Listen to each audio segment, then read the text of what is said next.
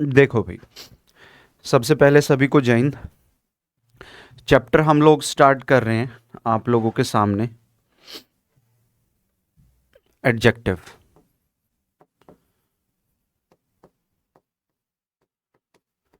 ठीक है, काफ़ी इंपॉर्टेंट चैप्टर है और अच्छे क्वेश्चन यहाँ से बनते हैं। ठीक है, लॉजिकल भी है। यदि हम बात करें चैप्टर्स की, तो लॉजिकल चैप्टर्स में प्रोनाउन से जब स्टार्ट होते हैं चैप्टर, तो जैसे प्रोनाउन हो गया, एडजेक्टिव, एडवर्ब, प्रेपोजिशन, वर्ब में non finite verbs, modal verb, determiners, conditional sentences, ये वो चैप्टर बचते हैं आप लोगों के जो सबसे ज़्यादा लॉजिकल बेशक हुआ करते हैं। ठीक है, तो थोड़ा सा ध्यान से समझना है, क्योंकि काफ़ी सारे केसेस, काफ़ी सारे कॉन्सेप्ट्स इन चैप्टर्स में वो बनेंगे दोस्त जो कंफ्यूज करेंगे। ठीक है, काफ़ी लॉजिकल चैप्टर है, तो थोड़ा सा ध्यान से समझोगे तो बात बनेगी। ठीक है, और लॉजिकल इसलिए है क्योंकि मैं जो भी कॉन्सेप्ट्स जितने भी हैं वो सारे के सारे कवर कराऊंगा इसमें। अच्छे केसेस क्या होता है कि अक्सर ड्रॉप कर दिए जाते हैं, छोड़ दिए जाते हैं, हम ऐसा नहीं करेंगे। सारे के सारे केसेस, कॉन्सेप्ट्स को बहुत माइन्यूटली समझेंगे, सीखेंगे। ठीक है, तो काफ़ी कुछ इस चैप्टर में डिफरेंट होने वाला है। ठीक है, आप लोगों के लिए, तो समझना ध्यान से। देखो, एडजेक्टिव की डेफिनेशन के बारे में यदि हम बात करें तो आप लोगों को पता ही होगा कि एडजेक्टिव जो है एक वर्ड होता है। It is a word which qualifies.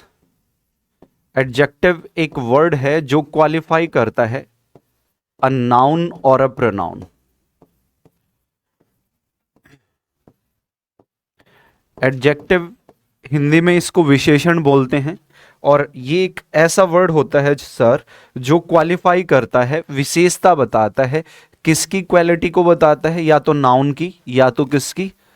Pronoun की। ठीक है, हिंदी में आपने सुना होगा संज्ञा या सर्वनाम की विशेषता बताने वाले वर्ड्स विशेषण कहलाते हैं, विशेषक कहलाते हैं, और उन्हीं को हम क्या बोलते हैं? एडजेक्टिव। जो वर्ड क्वालिफाई करे, क्वालिटी को बताए, ठीक है, मॉडिफाई करे, विशेषता को बताए, किसको मॉडिफाई करे? नाउन या तो प्रोनाउन की विशेषता को बताता है। ठीक है, जैसे एग्जाम्पल से हम समझ लेते हैं सर। एक सेंटेंस में कह रहा हूं, सेंटेंस है Hrithik is an intelligent student. Hrithik is an intelligent student. और एक सेंटेंस मान लो मैं कह रहा हूं ऋतिक इज इंटेलिजेंट। ठीक है, ऋतिक इज इंटेलिजेंट। दो अलग अलग सेंटेंसेस मैंने आपके सामने रखे हैं। देखना सर, बहुत इंपॉर्टेंट पॉइंट है अभी जो मैं आप लोगों को बताने वाला हूं, वो क्या है वो थोड़ा ध्यान दें। इस सेंटेंस में यदि हम बात करें तो बेशक इंटेलिजेंट नाम का ये वर्ड नेचर में क्या है? एडजेक्टिव है। यस और नो? इंटेलिजेंट होना विशेषता होती है ना, ठीक है, क्वालिटी होती है, तो इंटेलिजेंट क्या हो गया? एडजेक्टिव हो गया। और ये इंटेलिजेंट नाम का एडजेक्टिव किसकी विशेषता को बता रहा है? स्टूडेंट नाम के नाउन की विशेषता को बता रहा है। स्टूडेंट की क्वालिटी है, स्टूडेंट की विशेषता है कि वो कैसा स्टूडेंट है? इंटेलिजेंट स्टूडेंट है। मान रहे हो? और दूसरे सेंटेंस में भी आप देख सकते हो कि दूसरे सेंटेंस में भी इंटेलिजेंट नाम का ये वर्ड नेचर में बेशक क्या है? एडजेक्टिव है। ठीक है, दोनों सेंटेंसेस में इंटेलिजेंट क्या हो गया? एडजेक्टिव हो गया। लेकिन थोड़ा सा यदि ध्यान दो ना आप दोनों सेंटेंसेस में, तो पाओगे कि पहला जो सेंटेंस है ना, उसमें इंटेलिजेंट नाम का एडजेक्टिव यूज तो कर रखा है, लेकिन ये किसकी विशेषता को बता रहा है? नाउन की विशेषता को। तो ध्यान रखना, जब भी कोई एडजेक्टिव दे दिया जाए और उसके बाद कोई नाउन दे दिया जाता है, ठीक है, एडजेक्टिव यदि किसी नाउन की विशेषता को बताए तो एडजेक्टिव की ऐसी पोजीशन को एट्रीब्यूटिव पोजीशन ऑफ एडजेक्टिव बोला करते हैं। कौन सी पोजीशन बोलते हैं sir? Attributive position of adjective. अब इसको ये भी समझ लेते हैं कि इसको एट्रीब्यूटिव पोजीशन बोलते क्यों हैं। ये भी समझ लिया जाए। देखो, एट्रीब्यूटिव पोजीशन का मतलब है कि ये एडजेक्टिव ऐसा एडजेक्टिव है जो किसके एट्रीब्यूट्स को बता रहा है, नाउन के एट्रीब्यूट्स को बता रहा है। एट्रीब्यूट्स का हिंदी मीनिंग समझ लो, एट्रीब्यूट्स का मीनिंग भी विशेषता ही होता है। ये इंटेलिजेंट नाम का एडजेक्टिव किसकी विशेषता, किसके एट्रीब्यूट्स को बता रहा है, स्टूडेंट नाम के नाउन के एट्रीब्यूट्स को बता रहा है।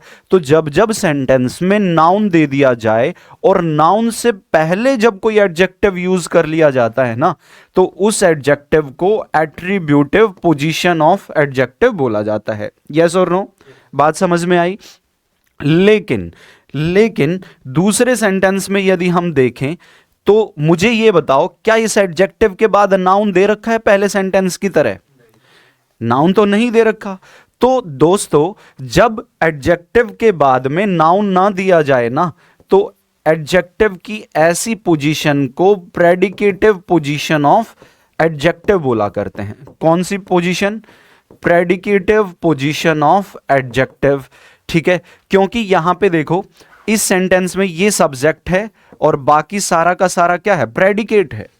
बाकी सारा प्रेडिकेट है, प्रेडिकेट तो ये भी है, लेकिन ये जो एडजेक्टिव है ना, इसके बाद नाउन दे रखा है और इस नाउन के एट्रीब्यूट्स को बता रहा है। दैट्स वाई जब नाउन दे दिया जाए तो ऐसे एडजेक्टिव की पोजीशन को बोल देते हैं एट्रीब्यूटिव पोजीशन, और जब नाउन ना दिया जाए, जैसा कि दूसरे सेंटेंस में है, एडजेक्टिव की ऐसी पोजीशन को प्रेडिकेटिव पोजीशन ऑफ एडजेक्टिव बोला जाता है। क्या ये दोनों बातें मेरी समझ में आई? एडजेक्टिव नाउन या प्रोनाउन की विशेषता बताता है। यदि एडजेक्टिव के बाद नाउन दे दिया जाए तो नाउन की एट्रीब्यूट्स बता रहा होता है ये एडजेक्टिव, ये इसकी विशेषता बता रहा होता है। तो ऐसे एडजेक्टिव को कौन सी पोजीशन बोलते हैं? एट्रीब्यूटिव पोजीशन ऑफ एडजेक्टिव बोल दिया जाता है। और जब एडजेक्टिव के बाद में कोई नाउन ही ना दे रखा हो, तो फिर एडजेक्टिव की ऐसी पोजीशन को क्या बोला जाता है? प्रेडिकेटिव पोजीशन बोल दिया जाता है। यस और नो, डन कर रहे हो इन दोनों बातों को? ठीक है, अब सेंटेंस में और चेक करते हैं। एक सेंटेंस में कह रहा हूं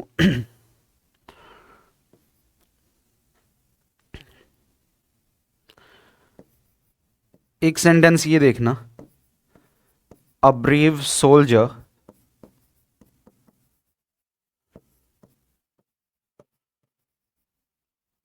सेंटेंस, a brave soldier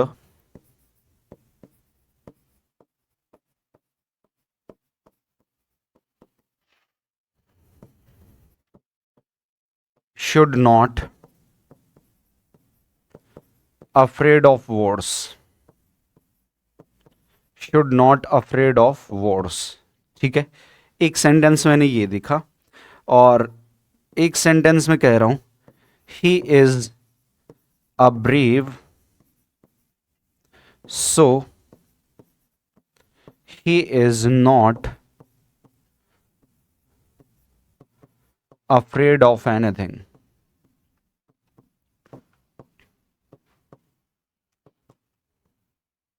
ये देखो, he is a brave, so he is not afraid of anything। ये दो सेंटेंसेस मैंने आपके सामने रखे। अब आप मुझे बताना कि इन दोनों सेंटेंसेस में एडजेक्टिव कौन है? बेशक पहले तो ब्रेव ही है, अफ्रेड भी एडजेक्टिव होता है, लेकिन यहां पे एडजेक्टिव कौन है? ब्रेव। ब्रेव होना, बहादुर होना, ये विशेषता होती है, राइट। अब देखो सर, ध्यान देना, इस पहले सेंटेंस में हम चेक कर पा रहे हैं कि सोल्जर नाम का ये वर्ड कौन दे दिया? नाउन। सोल्जर पर्सन का नाम है ना, ठीक है। और ब्रेव होना ये क्या है? बेशक एडजेक्टिव है, विशेषता है। किसकी विशेषता है? सोल्जर की विशेषता है, ठीक है। और अभी अभी मैंने बताया, जब एडजेक्टिव के बाद में कोई नाउन दे दिया जाए तो उस एडजेक्टिव को कौन सी पोजीशन बोला जाता है? एट्रीब्यूटिव पोजीशन बोला जाता है। यानी कि ये एडजेक्टिव के बाद नाउन दे रखा है, दैट्स वाई इसको मैंने A.P यानी कि एट्रीब्यूटिव पोजीशन ऑफ एडजेक्टिव बोल दिया। यस और नो।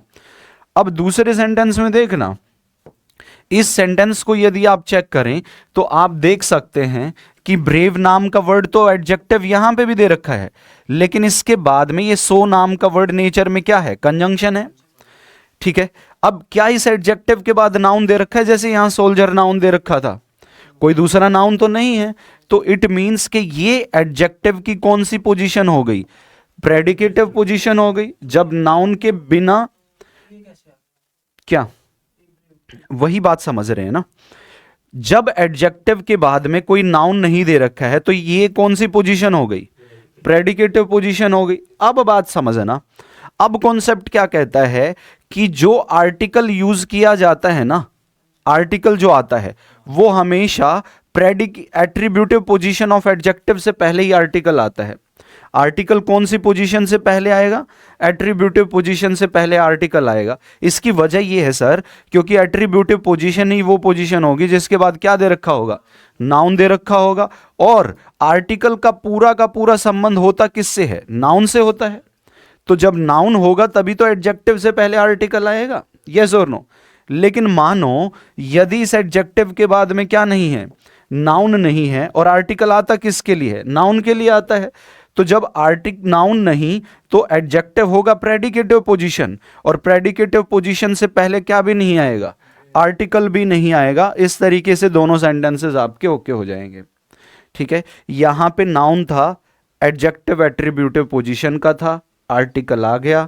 यहां पे नाउन नहीं है, एडजेक्टिव प्रेडिकेटिव पोजीशन का एडजेक्टिव हो गया, उससे पहले भी आर्टिकल हट जाएगा। इसी बात को यदि आप यहां पे अप्लाई करें ना, तो देखो ये जो एडजेक्टिव था एट्रीब्यूटिव पोजीशन का था, क्योंकि नाउन दे रखा है, सिंगुलर नाउन। यही वजह है कि यहां पे इस एडजेक्टिव से पहले एक आर्टिकल कौन यूज कर लिया? हमने एन का यूज कर लिया। लेकिन हम ये भी जान रहे हैं आर्टिकल आता तो नाउन के लिए है, लेकिन आर्टिकल साउंड किससे लेता है? अपने बाद वाले वर्ड से साउंड लेता है। इस इंटेलिजेंट में साउंड किसकी आ रही है? वोवल की साउंड आ रही है। और क्योंकि वोवल की साउंड आई, दैट्स वाई क्या आ गया? आर्टिकल एन आ गया। और एक बात और देख लें, यहां पे भी मैंने नाउन नहीं था तो एडजेक्टिव कौन सी पोजीशन हुई? प्रेडिकेटिव पोजीशन हुई। और क्योंकि प्रेडिकेटिव पोजीशन है, दैट्स वाई मैंने क्या यूज नहीं किया है? आर्टिकल का यूज नहीं किया है। क्या मेरी बात समझ पा रहे हो? कोई दिक्कत परेशानी किसी को यहां तक? भाई डन हो गया ना? ठीक है, तो कॉन्सेप्ट क्या निकल के सामने आया? अल्टीमेटली कॉन्सेप्ट ये बन जाता है कि use article before attributive position of adjective. Attributive position of adjective से पहले आर्टिकल आ जाएगा, नॉट बिफोर। किससे पहले नहीं आएगा? प्रेडिकेटिव पोजीशन ऑफ एडजेक्टिव से पहले आर्टिकल नहीं आएगा। अब प्रेडिकेटिव पोजीशन क्या होती है बताया मैंने, जब नाउन ना दे रखा हो। एट्रीब्यूटिव पोजीशन एडजेक्टिव की क्या होती है? जब एडजेक्टिव के बाद नाउन दे रखा हो। डन कर रहे हो इस बात को? ठीक है, हाँ हाँ हाँ, तो कहाँ लगाया हमने? यहाँ पे नहीं लगाया हमने, क्योंकि आर्टिकल का पूरा संबंध ही नाउन से है मेरे दोस्त। ठीक है, आर्टिकल का होना नाउन के होने से है। ठीक है, आर्टिकल वजूद में सिर्फ तब है जब कोई नाउन अवेलेबल है। यदि नाउन नहीं तो आर्टिकल नहीं। ठीक है, मैंने वही कहा ना कि आर्टिकल का होना नाउन के होने से है। डन कर रहे हो इस बात को? आगे बढ़ जाएं। चलो, अब कॉन्सेप्ट निकल के सामने जो आया उसको हम जान लेते हैं। और वो कॉन्सेप्ट ये है कि यूज आर्टिकल बिफोर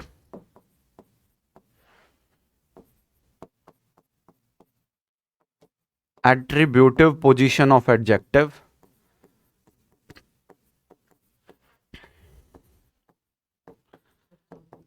एडजेक्टिव की एट्रीब्यूटिव पोजीशन से पहले हम आर्टिकल का यूज करते हैं, नॉट बिफोर। किससे पहले नहीं आता है दोस्त? Predicative position of adjective. Predicative position of adjective से पहले। प्रेडिकेट का मतलब होता है किसी भी सेंटेंस में एक सब्जेक्ट होता है। सब्जेक्ट कौन होता है? जिसके बारे में बात चल रही होती है। सब्जेक्ट कौन होता है? जैसे मैं कह रहा हूं Ram is going to college, तो इसमें सब्जेक्ट कौन है? राम। और सब्जेक्ट के बारे में जो भी बात चल रही होती है वो प्रेडिकेट होता है। प्रेडिकेट उसके बारे में जो है इंफॉर्मेशन देने वाले वर्ड्स। सब्जेक्ट के बारे में इंफॉर्मेशन देने वाले वर्ड्स, सब्जेक्ट को एक्सप्लेन करने वाले वर्ड्स, ठीक है, सब्जेक्ट के बारे में तमाम जो बातें कही जाती हैं वो प्रेडिकेट होता है। तो Ram is going to college में राम सब्जेक्ट हो गया, क्योंकि बात सब्जेक्ट राम के बारे में चल रही है, और राम के बारे में बात क्या चल रही है, इज गोइंग टू कॉलेज, ये प्रेडिकेट हो गया, ठीक है। और सब्जेक्ट और प्रेडिकेट दोनों के मिलने से क्लोज बनता है, ठीक है। तो इस तरीके से Ram is going to college, ये पूरा क्या हो गया, क्लोज हो गया। अलग अलग देखो तो राम सब्जेक्ट हो गया, is going to college predicate हो गया, ठीक है। तो इस सेंटेंस में भी प्रेडिकेट, तो ऋतिक को छोड़कर ये भी प्रेडिकेट है, ऋतिक को छोड़कर ये भी प्रेडिकेट है, समझना। ऋतिक सब्जेक्ट हो गया, सब्जेक्ट ऋतिक के बारे में बात क्या चल रही है, इज एन इंटेलिजेंट स्टूडेंट, ये प्रेडिकेट हो गया। वैसे ही ऋतिक सब्जेक्ट हो गया, इज एन इंटेलिजेंट क्या हो गया, प्रेडिकेट हो गया। लेकिन पहले सेंटेंस में एडजेक्टिव के बाद नाउन दे रखा है, दैट्स व्हाई ये इसकी एट्रीब्यूट्स को बता रहा है, इसलिए इसको एट्रीब्यूटिव पोजीशन कह दिया। लेकिन यहां पे तो एट्रीब्यूट्स तो बताए ही नहीं जा रहे, और क्योंकि एट्रीब्यूट्स नहीं बताए जा रहे, सब्जेक्ट को छोड़कर ये प्रेडिकेट था, तो प्रेडिकेटिव पोजीशन बोल दिया, बस इतनी सी बात है। हाँ हाँ हाँ, एट्रीब्यूट का मतलब क्वालिटी ही तो होता है, जो विशेषता बताए, ठीक है। और प्रेडिकेट जो विशेषता नहीं बताएगा, बस वो होगा, प्रेडिकेट का काम हो। हाँ, नाउन के बारे में जो, हाँ, एट्रीब्यूट्स वो विशेषता हो जाएगी उसकी। चले, डन होगी ये बात। अब देखो,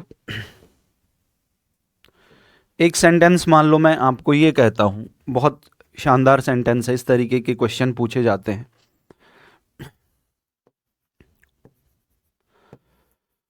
I met an afraid man.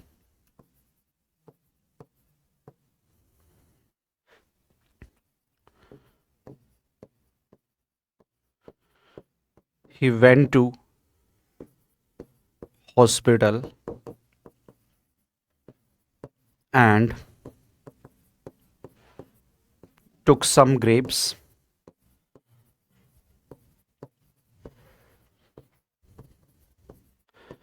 for his ill relative.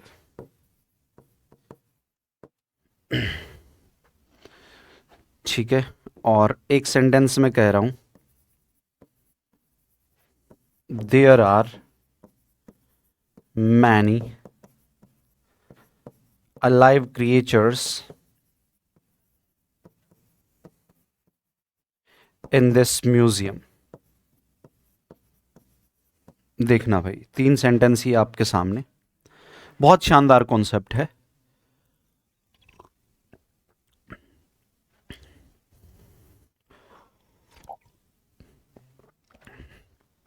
आप कौन से स्कूल में पढ़ रहे हो, कहाँ है ये भाई? अच्छा, काफी बड़ा गांव है तुम्हारा तो। अच्छा, पास में ही है फिर तो, यहाँ तो से आपके आसपास के ही हैं क्या? आपके साथ ही आए हैं क्या? तो आप भी यहाँ पे रह रहे हो गुरुकुल में? अच्छा,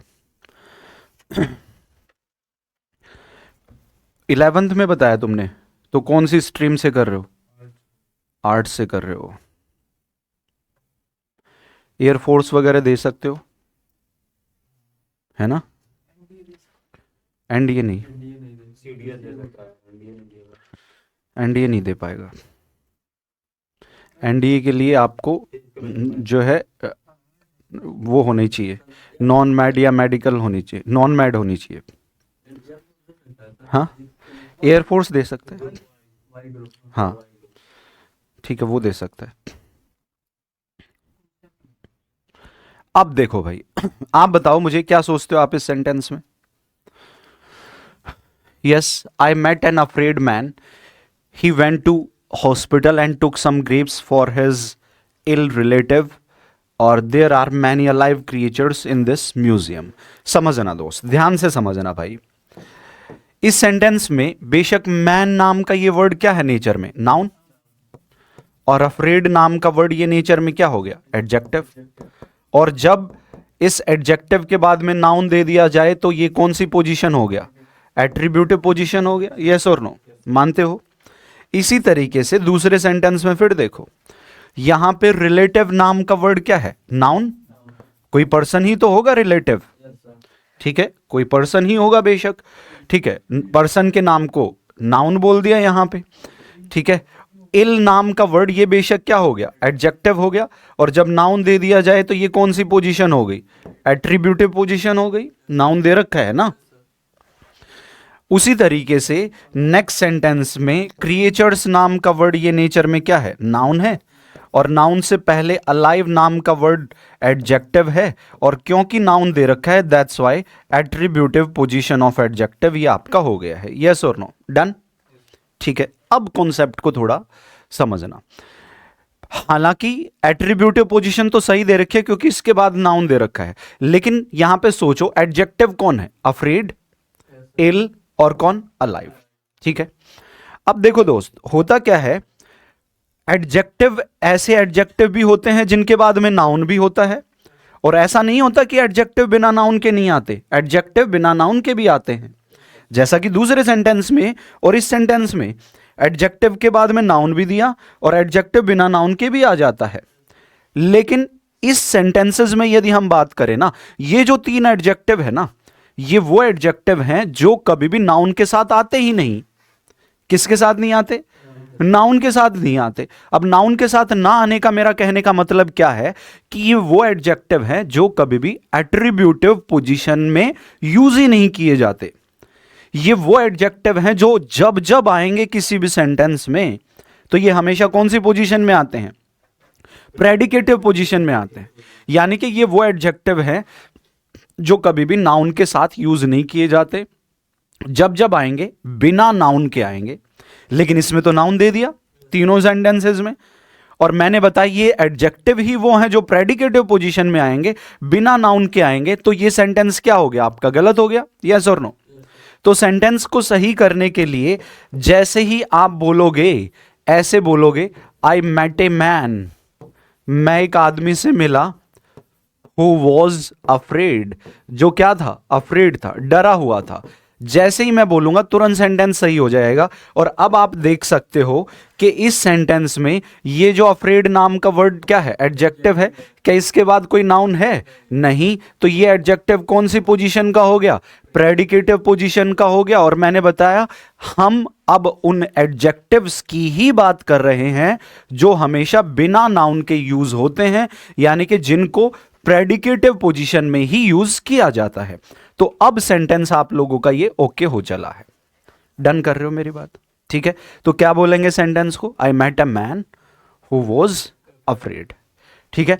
ऐसे ही अफ्रेड होता है, ऐसे ही स्केयर्ड होता है, ठीक है। लेकिन एक फ्राइटन्ड नाम का वर्ड भी होता है, ठीक है। फ्राइटन्ड का मतलब भी अफ्रेड, स्केयर्ड और फ्राइटन्ड तीनों का मतलब होता है डरा हुआ, ठीक है। तो अफ्रेड और स्केयर्ड तो एट्रीब्यूटिव पोजीशन में यूज होते नहीं। हां, आप इस सेंटेंस को ऐसे भी सही कर सकते थे कि अफ्रेड की जगह पे आप क्या भी यूज कर सकते हैं, फ्राइटन्ड का भी यूज कर सकते हैं। फ्राइटन्ड एक ऐसा एडजेक्टिव है जो एट्रीब्यूटिव पोजीशन में यूज किया जा सकता है। आप ये सेंटेंस को ऐसे भी सही कर सकते हो, आई मेट, लेकिन फिर आर्टिकल एन ना आके क्या आएगा, ए आएगा। यूज अलग अलग हैं कि ऐसे बताया गया कि कुछ एडजेक्टिव्स ऐसे हैं जो एट्रीब्यूटिव पोजीशन में यूज ही नहीं किए जाते, और उसकी तमाम एक जो पूरी फहरिस्त है ना, जो पूरी लिस्ट है, वो मैं बताऊंगा कौन कौन से ऐसे एडजेक्टिव्स हुआ करते हैं, ठीक है। उसके बाद देखो, ही वेंट टू हॉस्पिटल, हालांकि फ्राइटन्ड भी ऐसा ही होता है, लेकिन इसको बहुत सारे फॉरेन राइटर्स में एक्सेप्ट किया गया है कि फ्राइटन्ड हो जाता है यूज नाउन के पहले, दैट्स व्हाई। नहीं तो सही सेंटेंस को करने के लिए मैंने क्या बोला, I met a man who was afraid, ऐसे हो गया सेंटेंस। फ्राइटन तो लिख ही सकते हो, फ्राइटन तो यहां पे भी लिख सकते हो, मैंने बताया। लेकिन मैं क्या करना चाह रहा हूं कि अफ्रेड को ही मैंने रखा और उसी के हिसाब से मैंने सही किया, ठीक है, तो उसके लिए क्या हो सकता है, फ्राइटन भी हो सकता है, या अफ्रेड लिखना है तो एज इट इज लिखोगे जैसे मैंने लिखा है। डन। फिर दूसरे सेंटेंस में देखो, he went to hospital and took some grapes for his ill relative. अब यहां पे दूसरे चैप्टर्स जो मैंने पढ़ाए हैं उनके कॉन्सेप्ट्स बराबर अप्लाई करना। जैसे यहां पे ये रिलेटिव प्रोनाउन है, रिलेटिव प्रोनाउन के बाद वर्ब जो आती है ये इसके एंटीसीडेंट, इसके पहले वाले नाउन प्रोनाउन के अकॉर्डिंग वर्ब आती है, यस और नो, एप्लीकेबल हो रहा है। उसके बाद देखो, he went to hospital, article chapter में मैंने आप लोगों को बताया था, जब किसी प्लेस को, स्कूल, कॉलेज, यूनिवर्सिटी, इन नाउन को एक्चुअल पर्पस के लिए विजिट किया जाए, जिस उद्देश्य से ये बने हैं, तो उससे पहले आर्टिकल द नहीं आता। अब जैसे यहां पे वो हॉस्पिटल किसके लिए, इल रिलेटिव के लिए गया है, यानी कि किसी अपने बीमार जो पेशेंट वहां पे एडमिट था उससे मिलने के लिए वो जा रखा है। ठीक है,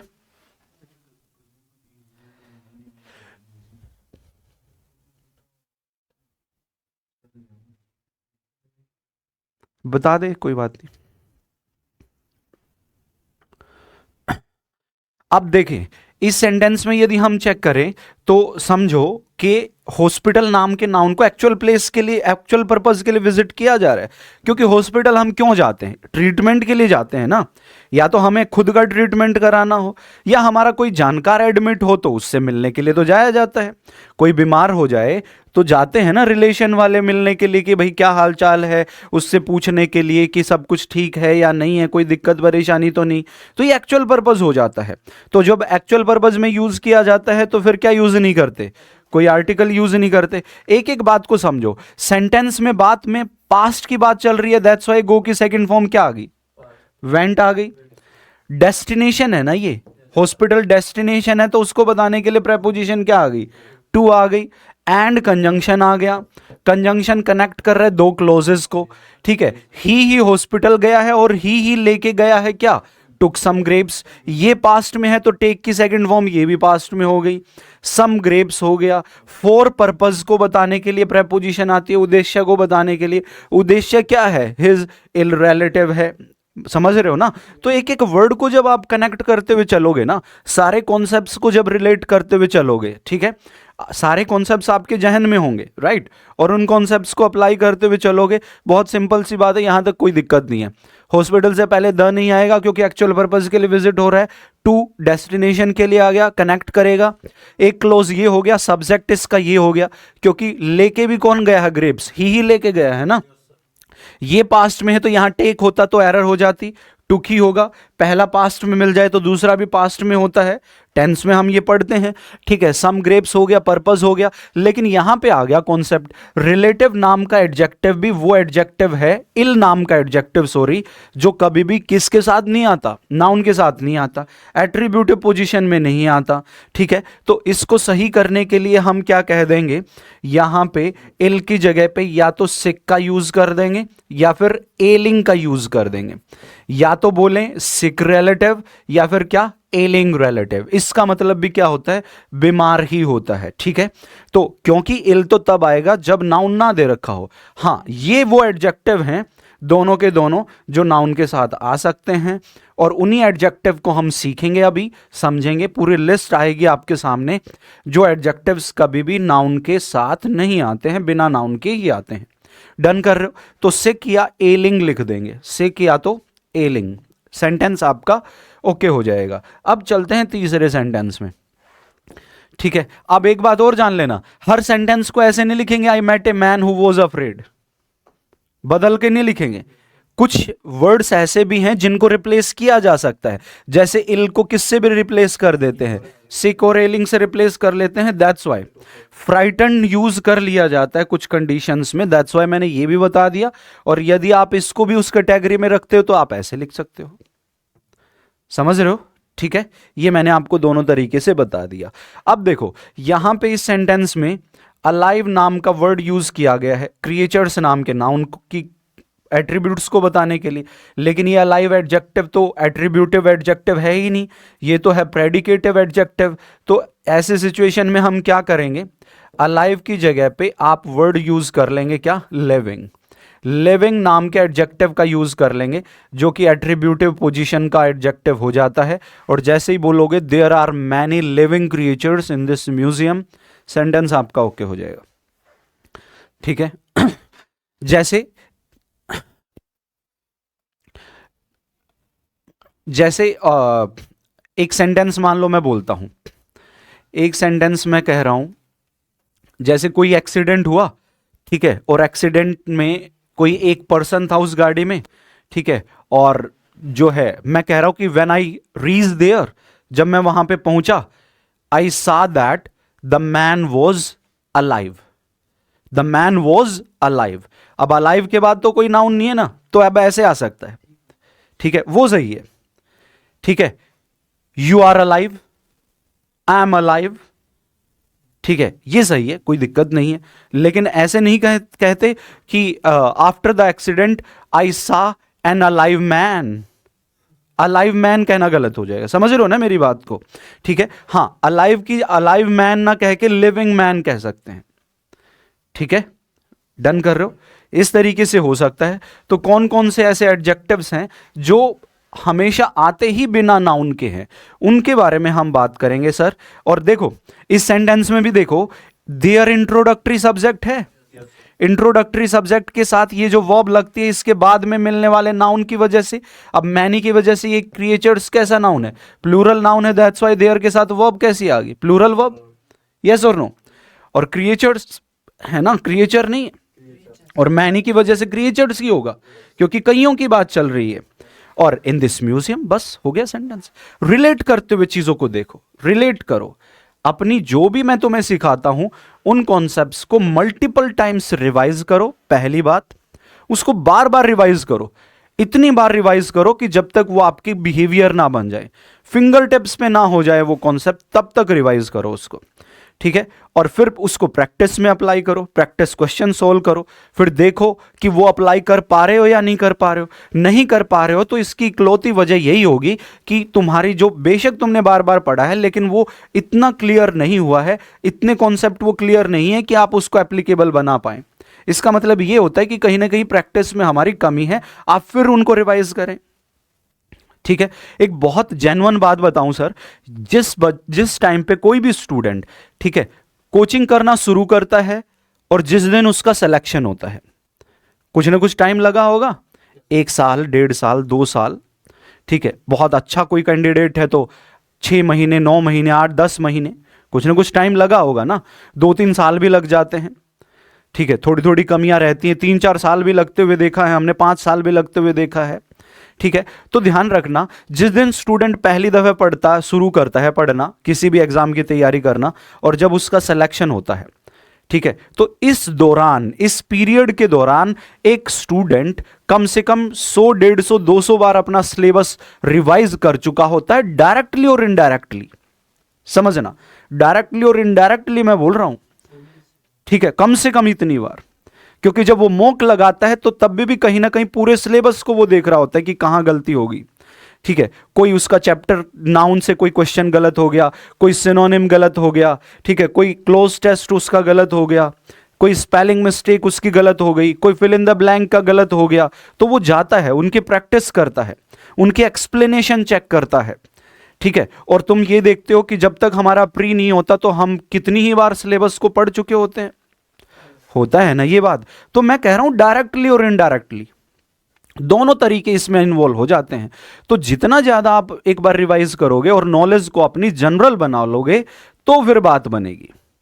ठीक है, हमें ये नहीं देखना होता कि हाँ ठीक है अब समझ में आने लग गया ना, अब समझ गए कि हाँ ये कैसे हुआ है तो अब छोड़ो, अब कोई रिवाइज करने की जरूरत ही नहीं है। ठीक है, वो गलत है। आज मैं तुम्हें क्या करूंगा, एक शॉर्ट नोट्स और बनवाऊंगा, शॉर्ट नोट्स हर चैप्टर के। अब मैं शॉर्ट नोट्स और तैयार करता हूं कि पूरा चैप्टर पढ़ा दिया, फिर एक ही स्लाइड पे पूरे चैप्टर को फिंगर टिप्स पे कैसे याद रख सकते हो। और ये शॉर्ट नोट्स काम आते हैं कब, जब एग्जाम का टाइम होता है या मॉक दे रहे होते हो।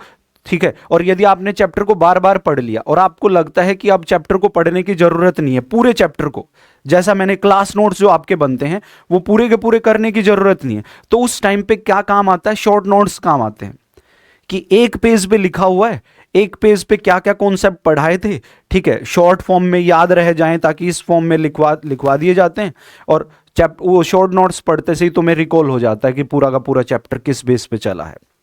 समझ में आई बात? ठीक है, तो इस तरीके से भी शॉर्ट नोट्स मैं आप लोगों को अवेलेबल कराऊंगा हर चैप्टर के बाद में। डन कर रहे हो?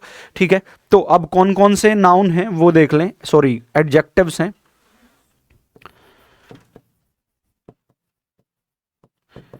एडजेक्टिव्स लाइक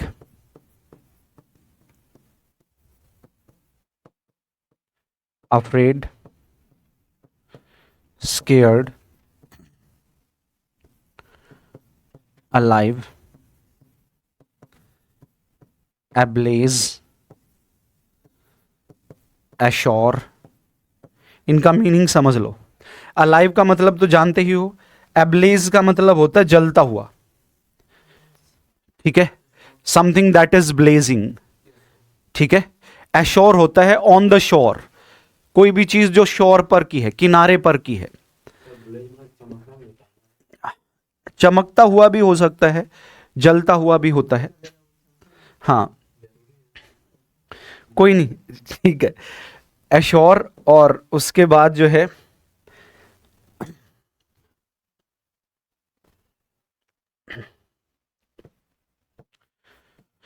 वेल, इल,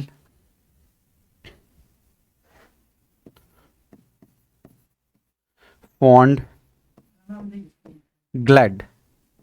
देखो अभी, afraid, scared, alive, ablaze, assure, एफ्लोट भी होता है एक वर्ड, एफ्लोट, फ्लोट करता हुआ, तैरता हुआ, या फिर हवा में घूमता हुआ, एफ्लोट, ठीक है, फ्लोटिंग करता हुआ, ठीक है।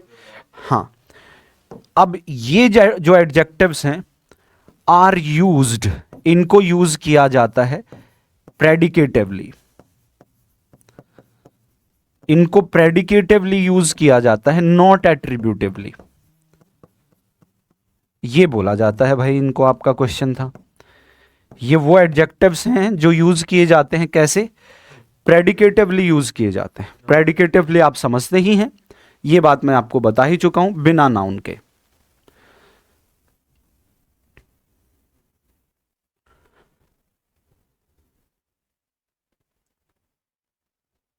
पता चल गया कौन से एडजेक्टिव बोलेंगे? यही है बस। हाँ, इनके बाद तो जो है नाउन के साथ भी दे सकता है उनको, और नाउन के बिना भी दे सकता है, उसमें कोई दिक्कत नहीं है।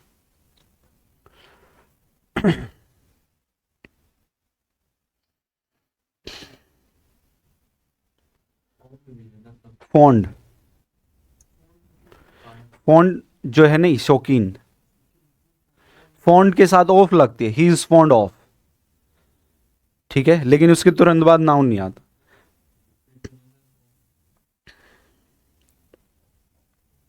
आई एम ग्लैड, ऐसे नहीं बोल सकता I am a glad person. फिर आई एम ग्लैड पर्सन है, I am a glad person है, तो ग्लैड को हैप्पी से रिप्लेस करना पड़ेगा, I am a happy person बोलना पड़ेगा, यदि पर्सन नाउन है तो। समझ रहे हो ना?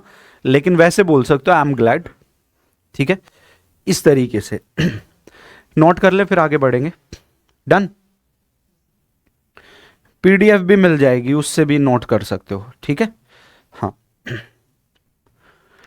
चले भाई आगे देखते हैं।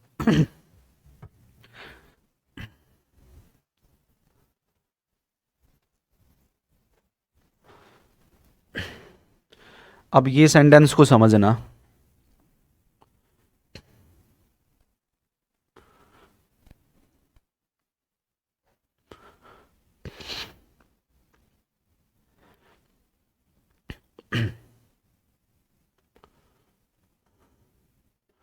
एक सेंटेंस में कह रहा हूं, बहुत प्यारा केस, बहुत लॉजिकल कॉन्सेप्ट है। We are a team of, we are a team of confident players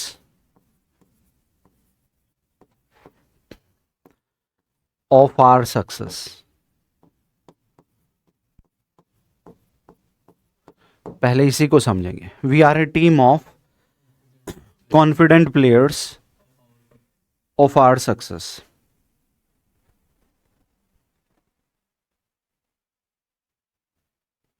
we are a team of confident players of our success.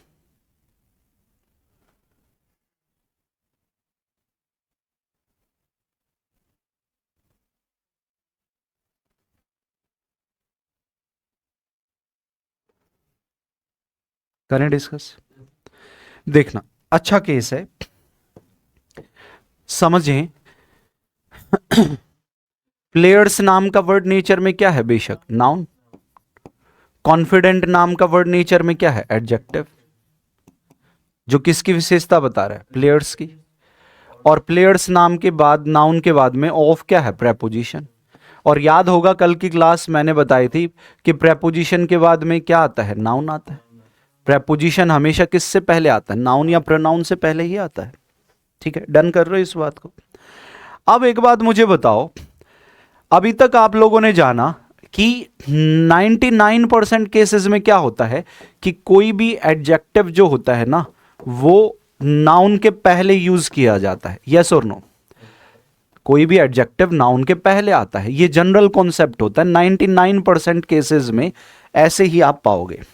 ठीक है, कि या तो एडजेक्टिव नाउन के साथ आएगा, नाउन के पहले आएगा, इसको एट्रीब्यूटिव पोजीशन बोल देंगे। और जब नाउन के बाद नहीं, नाउन के बिना है, तो उसको प्रेडिकेटिव पोजीशन बोल देंगे। लेकिन ज्यादातर जब जब नाउन आता है तो एडजेक्टिव के बाद में ही आता है, क्योंकि एडजेक्टिव किसकी विशेषता बताता है? नाउन की विशेषता बताता है।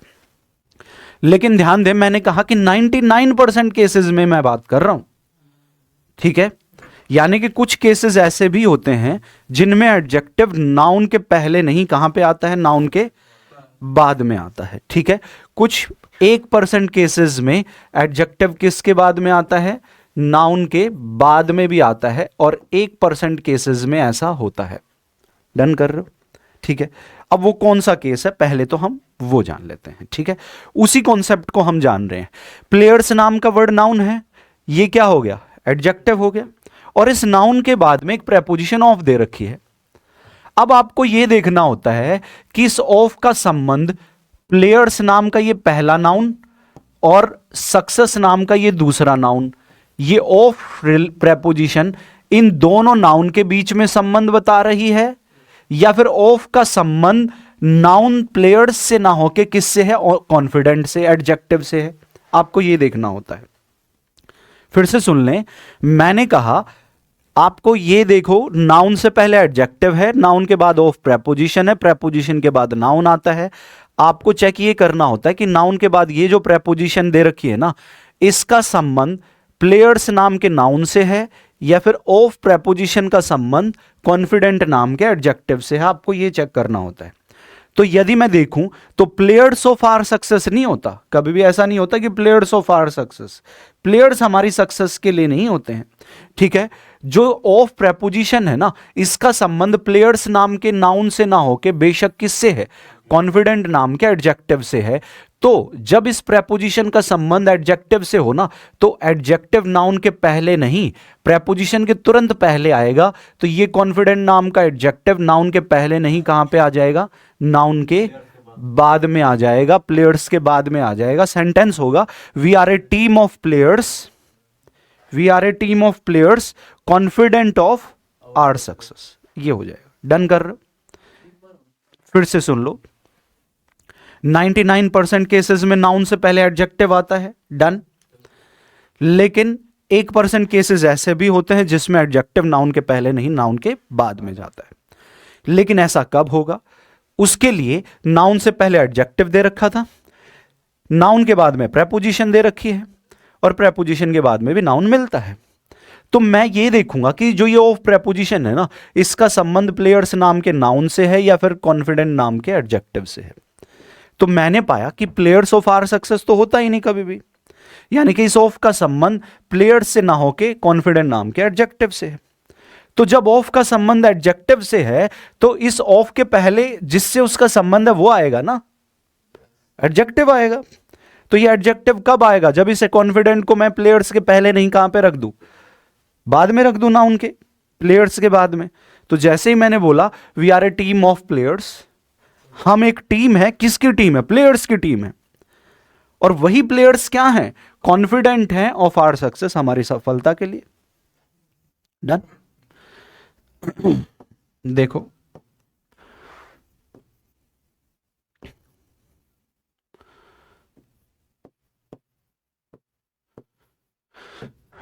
could you explain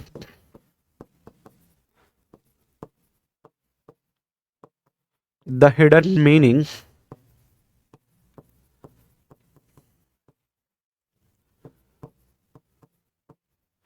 in these words?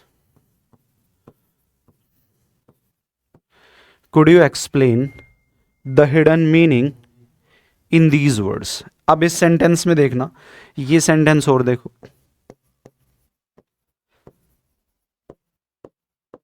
could you explain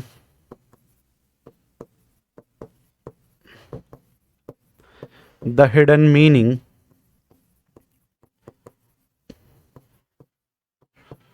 of these words?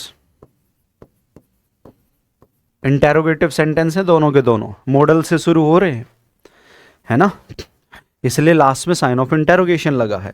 अब देखिए सर, ध्यान देना, इस सेंटेंस को यदि हम चेक करें तो बेशक वो कह रहा है कि could you explain the hidden meaning in these words, तो बेशक यहां पे ये जो मीनिंग नाम का वर्ड है, बेशक नेचर में क्या है, मीनिंग नाम का वर्ड नेचर में क्या है, नाउन है, ठीक है, और इसी सेंटेंस में ये हिडन नाम का वर्ड नेचर में क्या है, एडजेक्टिव है, राइट।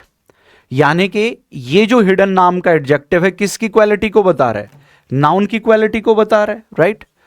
अब हमने देखा कि ये एडजेक्टिव नाउन से पहले आएगा या नाउन के बाद में आएगा, ये तय करेगा मीनिंग नाम के नाउन के बाद में मिलने वाली प्रेपोजिशन। और प्रेपोजिशन किससे पहले आती है, नाउन से पहले आती है, यस और नो, डन कर रहे हो, ठीक है। अब एक बात मुझे बताओ, इस प्रेपोजिशन का संबंध मीनिंग नाम के नाउन से है या हिडन नाम के एडजेक्टिव से, वो हमें देखना है। अब कभी भी ऐसे नहीं होता मीनिंग इन दीज वर्ड्स नहीं होता, मीनिंग इन दीज वर्ड्स नहीं, यानी कि इनका संबंध मीनिंग नाम के नाउन से नहीं है, किससे है, हिडन नाम के एडजेक्टिव से है। एक बात मैं तुम्हें और बता दूं, ये जो कॉन्सेप्ट है ना पर्टिकुलर, ना सिर्फ एडजेक्टिव चैप्टर का है, प्रेपोजिशन चैप्टर से भी रिलेटेड है।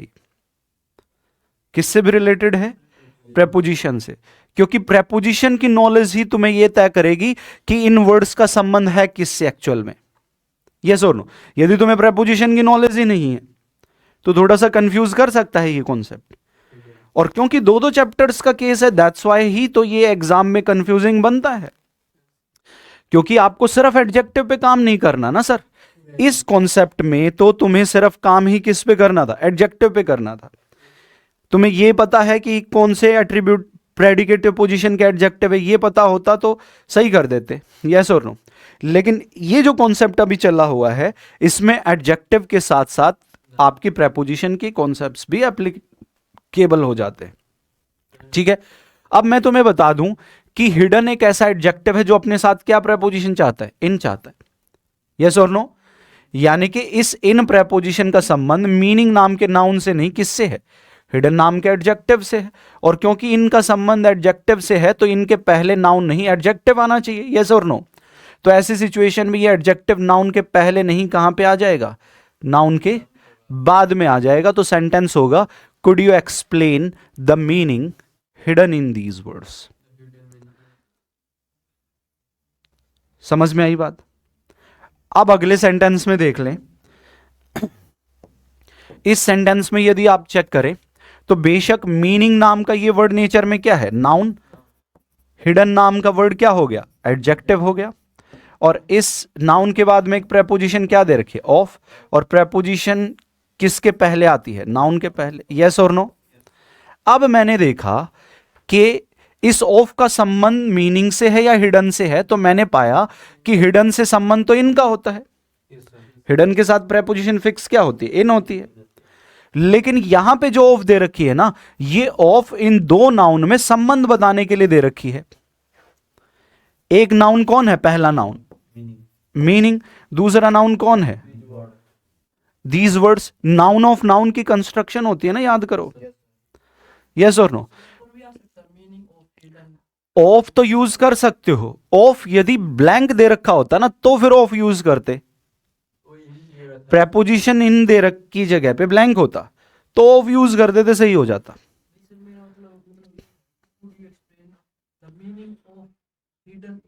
ना ना, अब वही तो है ना।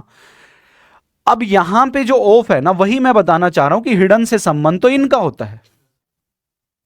हिडन अपने साथ एक प्रेपोजिशन क्या चाहता है? इन। लेकिन हिडन अपने साथ ऑफ नहीं चाहता। अब इस ऑफ का संबंध इन दो में संबंध बताने के लिए है। और जब इस ऑफ का संबंध दो में जो है, इस ऑफ का पर्पस जो है दो में संबंध बताने के लिए है, तो दो के बीच में ही आएगी ये तो। और हिडन के साथ इन तो आता है, हिडन के साथ ऑफ तो आता नहीं। और क्योंकि अब ऑफ का संबंध हिडन से नहीं है, इसीलिए मीनिंग से है, इसीलिए अब हिडन नाम का एडजेक्टिव नाउन के पहले ही आएगा, यानी कि ये सेंटेंस सही है। ये सेंटेंस सही है, कोई दिक्कत नहीं है। डन कर रहे हो? नेक्स्ट देखो।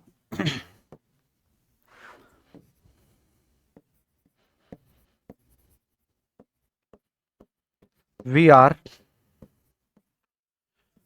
looking for a hidden place, we are looking for a conducive place. Conducive का मतलब होता है helpful to our study. Conducive का मतलब क्या होता है? हेल्पफुल। एडजेक्टिव होता है कंड्यूसिव नाम का वर्ड, ठीक है।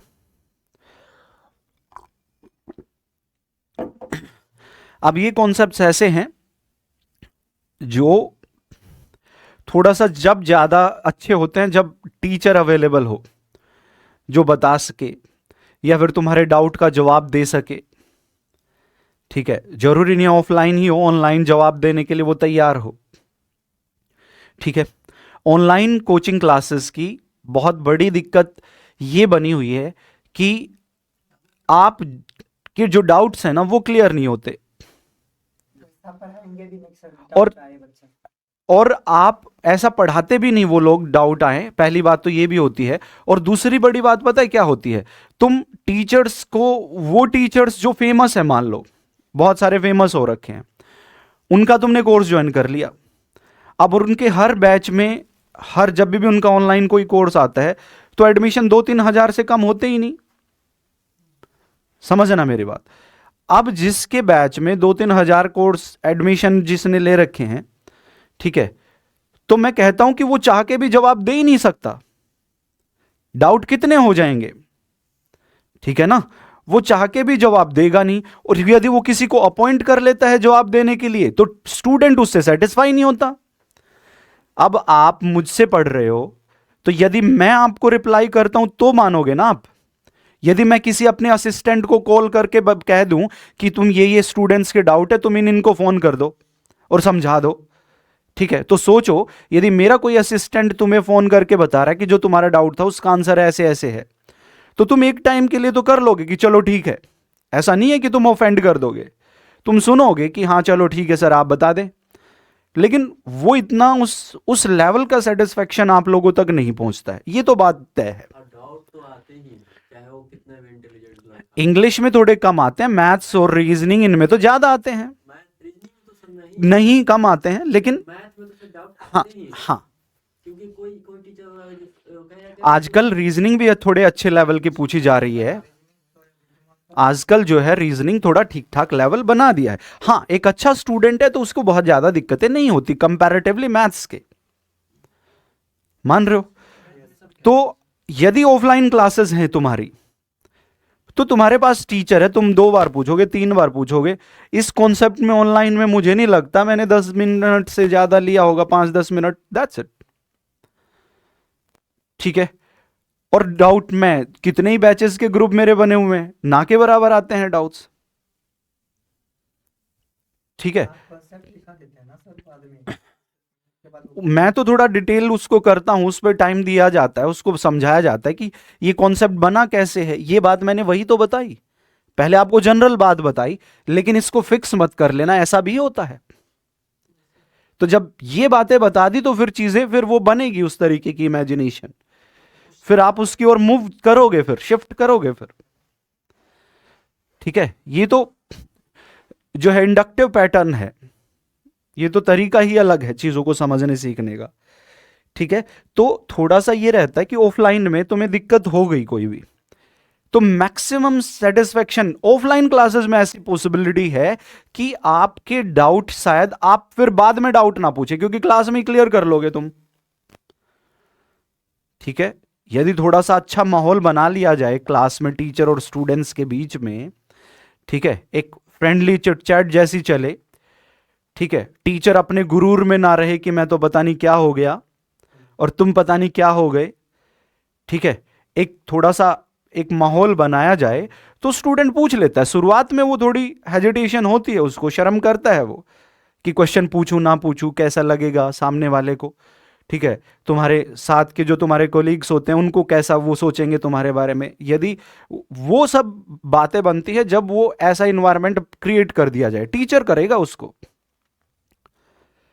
टीचर उनको मोटिवेट करेगा कि हाँ you are free to put your questions, ठीक है, तो वो तब होता है। तो अब ये देखो sentence, we are looking for a conducive place to our study. यहां पे देखे सर, जैसा कि आप चेक कर पा रहे हो इस सेंटेंस में प्लेस नाम का ये वर्ड नेचर में बेशक क्या हो गया, नाउन। कंड्यूसिव नाम का ये वर्ड नेचर में क्या हो गया, एडजेक्टिव। और इस नाउन के बाद ये प्रेपोजिशन तय करेगी कि एडजेक्टिव नाउन के पहले आएगा या नाउन के बाद में आएगा, ठीक है। अब ये टू प्रेपोजिशन होगी, प्रेपोजिशन के बाद नाउन आता है। अब देखें सर, कभी भी प्लेस टू आर स्टडी नहीं होता, यानी कि इस टू का संबंध प्लेस से नहीं है। अब मैं आपको बता दूं, बहुत सारे ऐसे एडजेक्टिव होते हैं जिनके साथ प्रेपोजिशन क्या आती है, टू भी उनमें से एक है, ठीक है। Similar, familiar, equivalent, senior, junior, anterior, posterior, prior, inferior, superior, ठीक है, एल्डर, प्रेफर या प्रेफरेबल, ठीक है। ये वो एडजेक्टिव्स होते हैं जो अपने साथ क्या लेते हैं, टू लेते हैं। तो यानी कहे इस कंड्यूसिव नाम के इस एडजेक्टिव का संबंध जो है इस प्रेपोजिशन से है, या फिर टू का संबंध कंड्यूसिव से है। तो जब टू का संबंध कंड्यूसिव से है तो कंड्यूसिव नाउन के पहले नहीं, टू के पहले आएगा, ठीक है। तो सेंटेंस क्या होगा, we are looking for a place conducive to our study. Done कर रहे हो? फिर देखें, एक सेंटेंस में कह रहा हूं,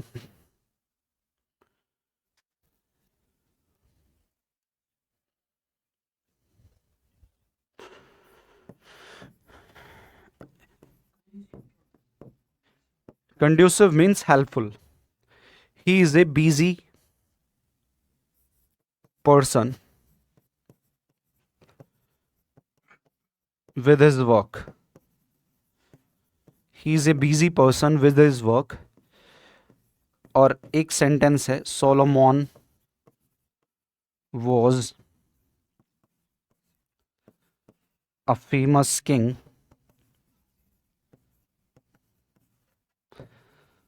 for his justice. देखो, हाँ, ये किंग रहा है, मॉर्मोन्स के टाइम का किंग है, मॉर्मोन्स हुए थे, ठीक है। एक तुमने सुना होगा ना कि जो है जो बाइगैमी होती है, ठीक है, बिगैमी या मोनोगमी जो होती है, दो शादी, तीन शादी, ठीक है, कई शादी की जो एक कस्टम है। कुछ लोग को लगता है कि वो किसने स्टार्ट किया, मुस्लिम्स में ऐसा होता है, ऐसा माना जाता है कि मुस्लिम्स के यहाँ पे ही ऐसा है कि 2-3 शादियां होती हैं। और कुछ लोग जिनको नहीं पता होता है वो किसको क्रेडिट देते हैं 2-3 शादियों के लिए, मुसलमानों को, ठीक है, जो मुसलमानों में राजे महाराजे रहे पुराने टाइम पे, ठीक है, बादशाह रहे, उनको वो क्रेडिट देते हैं कि इन्होंने शुरुआत की थी ये तो प्रथा, ठीक है। हिंदुओं में तो ऐसा होता नहीं, उनको तो ऐसी अपॉर्चुनिटी थोड़ी कम है, ठीक है, और वो जो है उनसे दिक्कत है उनको, तो ब्लेम करते हैं कि मुगल्स जो आए थे ना वो इसके ओरिजिनेट उन्होंने किया था, जबकि ऐसा नहीं है, ठीक है। उससे भी पहले सोलमोन मोरमोन्स के टाइम से भी पहले ये प्रथा चली आ रही है, ठीक है। बहुत सारी चीजें ऐसी हैं जो एक ज्योग्राफिकली जो अवेलेबिलिटी होती है ना, ठीक है, और जो उस वहाँ का इन्वायरमेंट होता है या फिर जो जेंडर रेशो होती है वो भी कई बार तय करती हैं ये चीज़ें, है ना। हाँ हाँ, तो वही सब है। जैसे तुमने देखा होगा कुछ लोग क्या करते हैं, किसी की डेथ हो जाती है तो उसको जलाते हैं, कुछ लोग दबाते हैं।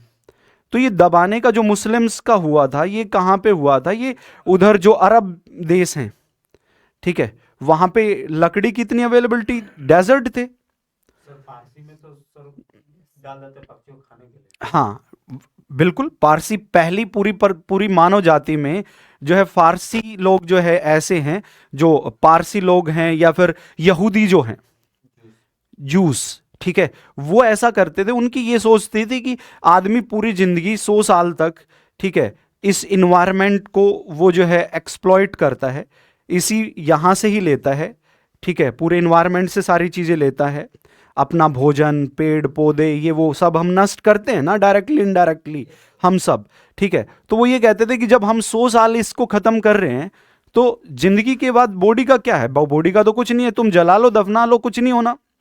तो क्यों ना मरने के बाद जो है हम भी नेचर के प्रति कुछ रिटर्न में करें, ठीक है। तो वो यहूदी क्या करते थे कि जैसे उन जान अपनी बॉडी को, जैसे ही कोई इंसान मरता था तो उसको फेंक के आते थे, तो उस पे चील, गिद्ध, ठीक है, और दूसरे जानवर क्या करते थे, उसकी बॉडी को खा लेते थे, हड्डियां ही बचती थी, हड्डियां ही बचती हैं, है कि नहीं? तो ये हमने सुना है इस तरीके का, ये भी बात अच्छी थी, बात उनकी कोई गलत नहीं है इसमें। तो अरब में क्या करते थे, वो डेजर्ट था तो दबाना ही होता था, ठीक है। अब जैसे कुछ लोग क्या होते हैं, अरब वाले जो मुस्लिम्स होते हैं वो अल्कोहल से परहेज करते हैं। क्यों? क्योंकि गर्म एरिया में रहते थे, तुम अल्कोहल पी लोगे वहां मर जाओगे, समझना, वो गर्म है ना। और अल्कोहल ज्यादा कहां पी जाती है? जहां पे ठंडे एरिया है, वहां पे जरूरी है, नहीं पिएंगे तो दिक्कत हो जाएगी। कैसे -डिग्री में जो है टेम्परेचर चल रहा होता है, ठीक है, -10, -20, -50 भी है। ऐसे एरिया भी हैं जहां पे कभी सूर्य दिखाई नहीं देता, दिन निकलता ही नहीं, हमेशा रात ही रहती है।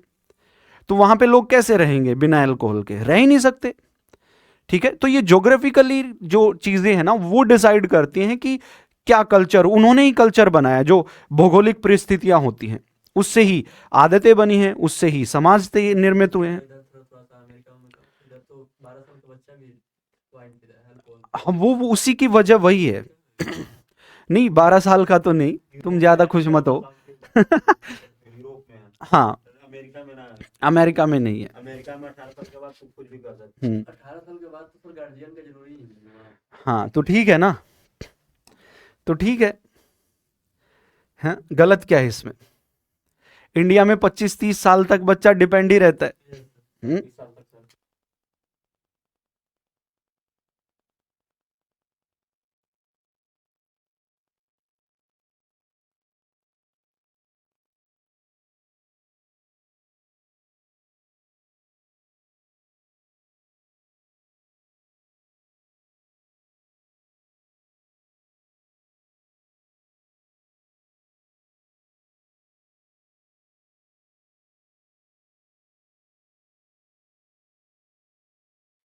देखो जरा भाई, ये सेंटेंस को चेक करो। इसमें वो कह रहा है कि he is a busy person with his work. फिर से आपने क्या पाया कि पर्सन नाम का वर्ड नेचर में क्या है? नाउन। बिजी नाम का वर्ड क्या है नेचर में? एडजेक्टिव। ए क्या है? आर्टिकल। यस और नो? पर्सन सिंगुलर नाउन है ना, तो आर्टिकल आ गया, कोई दिक्कत नहीं है। अब हमें देखना प्रेपोजिशन है, प्रेपोजिशन तय करती है कि एडजेक्टिव नाउन के पहले आएगा या बाद में आएगा, ठीक है। अब प्रेपोजिशन के बाद कौन आता है? नाउन आता है। अब ये देखो कि ये जो दो नाउन है ना, इस विद का संबंध पर्सन से है या बिजी से है? तो पर्सन विद इज वर्क तो नहीं होता, यानी कि विद का संबंध किससे है? बिजी नाम के एडजेक्टिव से है। तो ऐसे सिचुएशन में बिजी नाम का एडजेक्टिव नाउन के पहले नहीं, कहां आएगा? बाद में। तो he is a person busy with his work, ऐसे बोले। Done.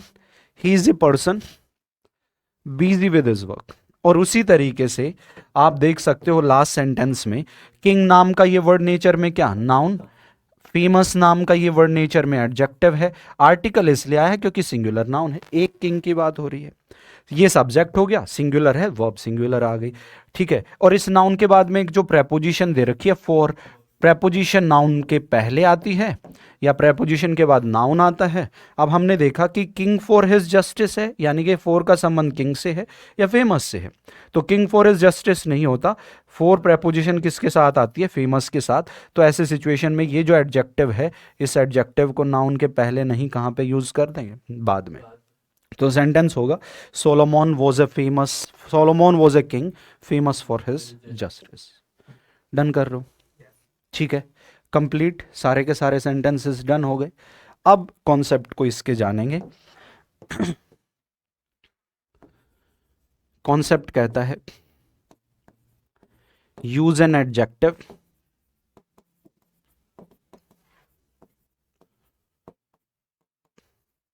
After the noun, adjective को नाउन के बाद में यूज करें, विच इज फॉलोड बाय, किसके बाद में यूज करें एडजेक्टिव को, कौन से नाउन के बाद में, विच इज फॉलोड बाय, जिस नाउन के बाद में is followed by a preposition, जिस नाउन के बाद में क्या दे रखी है, प्रेपोजिशन दे रखी है। लेकिन एक बात यहां पे ध्यान रखनी होती है, ये जो प्रेपोजिशन है ना, एडजेक्टिव नाउन के बाद में तब आएगा जब इस प्रेपोजिशन का रिलेशन होना चाहिए इस नाउन के साथ, सॉरी एडजेक्टिव के साथ। जब इस प्रेपोजिशन का संबंध किससे है, एडजेक्टिव से है, तब जो है एडजेक्टिव को नाउन के बाद में यूज करेंगे। किस नाउन के बाद में, जिस नाउन के बाद में क्या दे रखी है, प्रेपोजिशन। यानी कि इस प्रेपोजिशन का किससे संबंध होना चाहिए, एडजेक्टिव के साथ संबंध होना चाहिए। ये केस कॉन्सेप्ट बनता है। डन कर रहे हो, नेक्स्ट देखो, एक सेंटेंस ये समझना, ये भी बहुत प्यारा केस है, जब आया एग्जाम में अच्छे अच्छे स्टूडेंट्स को इसने कंफ्यूज किया। We should use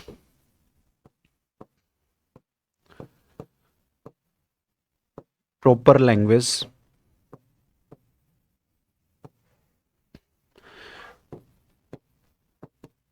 while dealing with our clients.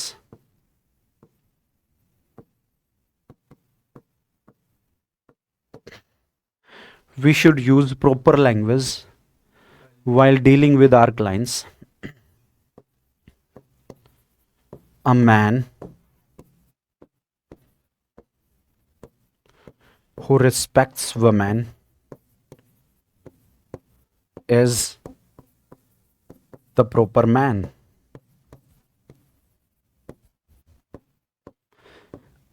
देखिए सर, 2 डिफरेंट सेंटेंसेस हैं, केस कॉन्सेप्ट क्या है वो जान लेंगे।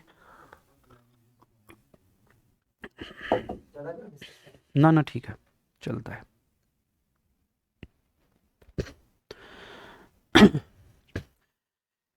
ये वो कॉन्सेप्ट्स हैं जो अच्छे अच्छे स्टूडेंट्स की वाट लगाते हैं भाई।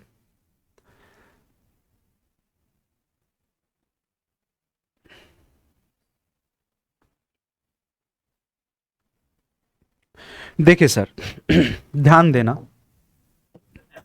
समझो भाई। यहां पे इस सेंटेंस में एक नाउन जो दे रखा है वो नाउन कौन है, लैंग्वेज, और एक एडजेक्टिव दे रखा है प्रॉपर नाम का वर्ड। और ये भी मैं देख रहा हूं कि जो दूसरा सेंटेंस है ना, इस दूसरे सेंटेंस में भी एक प्रॉपर नाम का वर्ड क्या दे रखा है, एडजेक्टिव दे रखा है नाउन से पहले, यस और नो। यहां पे भी नाउन से पहले प्रॉपर एडजेक्टिव है, यहां पे भी नाउन से पहले क्या है, प्रॉपर नाम का वर्ड एडजेक्टिव है। इट मींस कि हम यहां पे बात ही जो है वो प्रॉपर नाम के एडजेक्टिव की करेंगे। जब प्रॉपर नाम का एडजेक्टिव यूज कर दिया जाए किसी भी नाउन से पहले, ठीक है, जैसे मैंने यहां पे एक नाउन कौन रखा, लैंग्वेज, और ये प्रॉपर नाम का वर्ड क्या हो गया, एडजेक्टिव हो। तो लैंग्वेज है, ठीक है। लेकिन यहां पे जो प्रॉपर नाम का एडजेक्टिव है ना, इसका जो मीनिंग होता है वो मीनिंग होता है राइट या फिर एग्जैक्ट की सेंस को शो करता है। किस सेंस को शो करता है, राइट या तो एग्जैक्ट, हिंदी में कहें तो सही की सेंस को शो करता है, सही उचित, सही या तो उचित, ये सेंस को ये शो करता है, सही या तो उचित। डन कर रहे हो? लेकिन मैं आपको बताना ये चाह रहा हूं सर कि नाउन जो है ना, नाउन के पहले ही प्रॉपर एडजेक्टिव नहीं आता। प्रॉपर नाम का एडजेक्टिव किसके बाद में भी आता है? नाउन के बाद में भी आता है। ये जैसे मैंने क्या कहा, लैंग्वेज प्रॉपर मैंने कहा, एक तो मैंने क्या कहा, प्रॉपर लैंग्वेज, और यहां पे लैंग्वेज तो लैंग्वेज है, लेकिन प्रॉपर का मतलब क्या था? राइट या एग्जैक्ट, सही या उचित। लेकिन अब मैंने नाउन के बाद में क्या यूज कर दिया? एडजेक्टिव।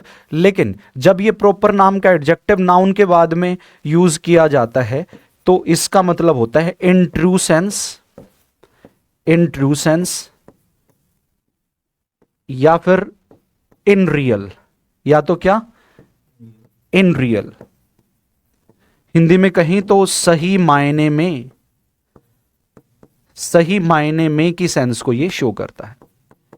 ठीक है, यानी कि आपको दो बातें समझ में आई कि प्रॉपर नाम का एडजेक्टिव नाउन के पहले भी आता है और नाउन के बाद में भी आता है। जब नाउन के पहले आता है तो उसका मीनिंग राइट या एग्जैक्ट, सही उचित होता है, और जब नाउन के बाद में आता है तो उसका मतलब इन ट्रू सेंस या फिर इन रियल होता है, सही मायने में की सेंस को शो करता है। अब हम ये देख लेंगे कि दोनों सेंटेंस में प्रॉपर नाम का एडजेक्टिव जो यूज कर रखा है वो किस सेंस में है, कब नाउन के पहले आएगा एज पर रिक्वायरमेंट, और कब नाउन के बाद में आएगा। तो मैं गया पहले सेंटेंस में और मैंने पाया कि वो कह रहा है कि वी शुड यूज, हमें यूज करनी चाहिए। कौन सी लैंग्वेज यूज करनी चाहिए? जब अपने क्लाइंट से डील करते हैं तो बेशक सही मायने में लैंग्वेज यूज करनी चाहिए, ऐसा नहीं, बल्कि जो सही लैंग्वेज है, जो उचित लैंग्वेज है, ठीक है, वो यूज करनी चाहिए क्लाइंट्स के साथ डील करते टाइम। यस और नो? ठीक है, तो राइट या एग्जैक्ट की सेंस को शो करने के लिए ये प्रॉपर नाम का एडजेक्टिव किसके पहले ही आएगा? नाउन के पहले ही आएगा। आ भी रखा है, यानी कि पहला सेंटेंस बिल्कुल सही है। लेकिन मैंने पाया दूसरे सेंटेंस में एक, हर एक इंसान जो रिस्पेक्ट करता है विमेन की, औरतों की रिस्पेक्ट करता है, उचित आदमी है, सही आदमी है, या सही मायने में वो मैन है?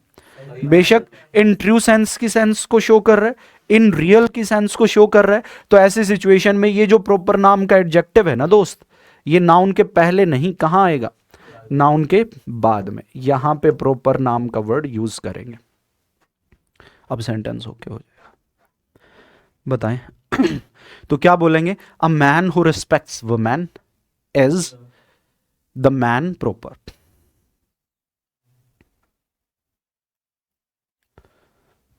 बताओ। ये भी तो सकता है सर, सही मायने में वही आदमी है जो वुमेन का रिस्पेक्ट करता है। क्या? ये भी तो बात हो सकती है ना, मतलब एक आदमी वही है जो सही मायने में रिस्पेक्ट करता है। हाँ हाँ, वही वही तो कहना चाह रहा है। तो प्रॉपर मैन। हम्म, कोई कंफ्यूजन नहीं है। एडजेक्टिव नाउन के पहले जब आता है, कुछ एडजेक्टिव ऐसे होते हैं जब वो नाउन के पहले आते हैं तो इनका मीनिंग कुछ और होता है, और जब नाउन के बाद में आते हैं तो उनका मीनिंग कुछ और होता है। वही मैंने बताया। और कौन से एडजेक्टिव की मैं बात कर रहा हूँ? प्रॉपर। जब नाउन से पहले आएगा तो प्रॉपर का मतलब यानी कि कौन सी भाषा? जो सही भाषा है, एग्जैक्ट, ठीक है, वो भाषा है। और जब लैंग्वेज के बाद में आएगा तो कौन सी लैंग्वेज? सही मायने में भाषा, इन रियल भाषा, बस। और उसको हमने एज पर रिक्वायरमेंट सेंटेंस में जो यूज करना चाहा तो उसके अकॉर्डिंग यूज कर दिया, बस। कंफ्यूजन जैसा कुछ है ही नहीं दोस्त। फिर देख लीजिए कंफ्यूजन। हाँ बिल्कुल। वीडियो फिर देख लीजिए। लाइटिंग है सर आपकी क्लियर नहीं। हाँ तो उस दिन नहीं थी लाइट सही से, नहीं सर, सही सेटअप था आपका, फेस लाइटिंग सही नहीं। नहीं उस दिन कम थी दोस्त लाइट। उस दिन जो है ये शायद नीचे वाली या साइड वाली नहीं जल रही थी। उस दिन कम थी, आज ठीक है। लाइट सर ये तो आज नीचे चले जाएगा शायद। नीचे लगा रहे हैं ना अब। कौन सी लाइट?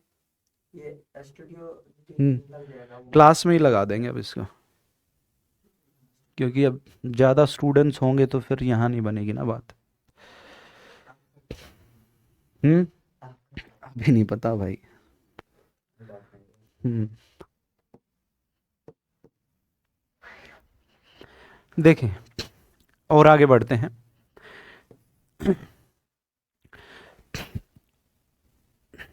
ये सेंटेंस देखो,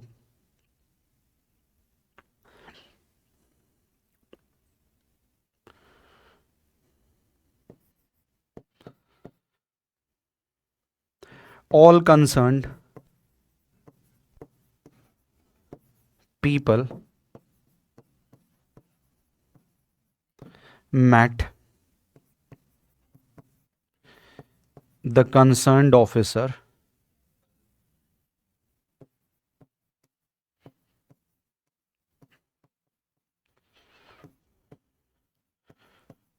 to complain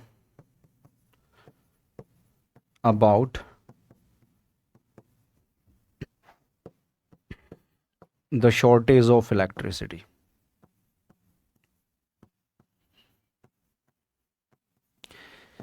यहां पे कंसर्न नाम का वर्ड एडजेक्टिव के तौर पे यूज होगा, ठीक है।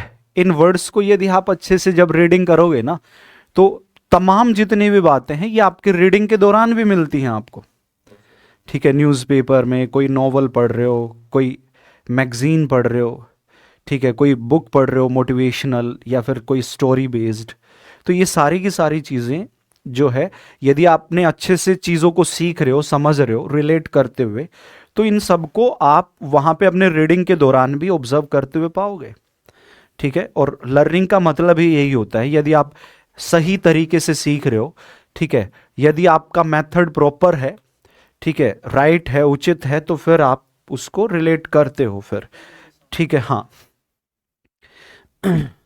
जैसे अब मैं जब भी कोई बुक पढ़ रहा होता हूं, ठीक है, तो ये बातें वहां चमक रही होती हैं,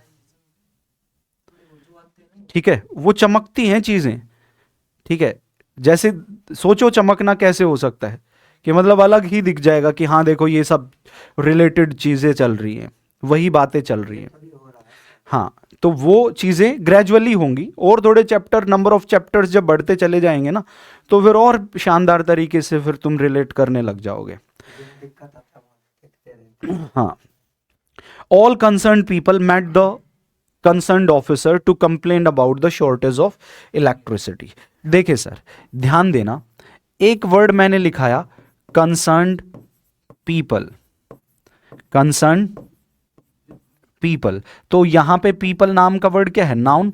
कंसर्न नाम का वर्ड क्या है, एडजेक्टिव। तो ऐसी सिचुएशन में ये जो कंसर्न नाम का वर्ड है ना, इसका मतलब होता है क्या, वरीड, दुखी या चिंतित की सेंस को शो करता है, दुखी या तो चिंतित। डन, ठीक है। कंसर्न का मतलब जनरल मीनिंग यही होता है, कंसर्न का जनरल मीनिंग क्या होता है, यही होता है, ठीक है, ठीक है। और जो है, जैसे जब मैं कहता हूं कि आई एम कंसर्न, तो मैं क्या कहना चाह रहा हूं, आई एम वरीड, ठीक है। कंसर्न का जनरल मीनिंग यही है, और प्रॉपर का जनरल मीनिंग भी यही है, राइट या एग्जैक्ट, ठीक है। लेकिन जब वो नाउन से पहले आता है, और जनरल मीनिंग में तो एडजेक्टिव नाउन से पहले ही आता है ना सर, है कि नहीं। तो जब वो नाउन से पहले आएगा, तो जब वो उस टाइम पे वो जनरल मीनिंग को शो करेगा, जैसे कि यहां पे प्रॉपर का जनरल मीनिंग क्या है, राइट या एग्जैक्ट। ये होता भी है, ये क्या हम नहीं कहते कि हमें प्रॉपर टाइम टेबल बनाना चाहिए, तो प्रॉपर टाइम टेबल क्या होता है, right time table, exact time table. Proper routines को फॉलो करना चाहिए, क्या हम नहीं बोलते। तो कौन से रूटीन्स हो गए, सही रूटीन्स, है कि नहीं। तो यही मतलब, वो जब नाउन से पहले आता है तो ये जनरल तरीका है, क्योंकि मैंने बताया था ना अभी 99% केसेस में तो एडजेक्टिव नाउन से पहले आता है, और वो जनरल मेथड है। तो ऐसी सिचुएशन में इसका मतलब है क्या, वरीड। लेकिन ऐसे भी बोलते हैं पीपल कंसर्न्ड। अब यहां पे ये जो कंसर्न नाम का एडजेक्टिव है, इसका मतलब होगा जो है, ये सेंस को शो करता है, रेफर्ड। किसको शो करता है, रेफर्ड, या फिर जो है एक ऐसा पर्सन जो उससे रिलेटेड होता है, संबंधित होता है, जिसको रेफर किया गया है, या फिर जो उससे क्या है, संबंधित, ये मीनिंग को शो करता है। अब यहां पे देखो, सेंटेंस में अप्लाई करना, वो कहना ये चाह रहा है कि जो कंसर्न पीपल थे वो कंसर्न ऑफिसर से मिले, क्या करने के लिए, complain about the shortage of electricity. Electricity की जो शॉर्टेज चल रही थी, कमी चल रही थी, उसकी कंप्लेंट करने के लिए। तो बेशक पीपल, ये कौन से पीपल होंगे, कंसर्न पीपल होंगे, सॉरी वरीड पीपल मिलेंगे कंप्लेंट करने के लिए, या रिलेटेड पीपल मिलेंगे? वरीड पीपल जाएंगे ना। जो दुखी होगा, चिंतित होगा, वही तो उसकी कंप्लेन कराने के लिए जाएगा। तो वरीड की सेंस में पीपल नाम के नाउन से पहले बराबर आपको यहां पे एडजेक्टिव यूज किया गया है, सेंटेंस सही है। ऑल कंसर्न पीपल यानी ऑल वरीड पीपल। अब जब भी आपको कंप्लेन करानी होती है तो ऐसा तो नहीं होता कि किसी भी ऑफिसर से जाके मिल लेते हैं।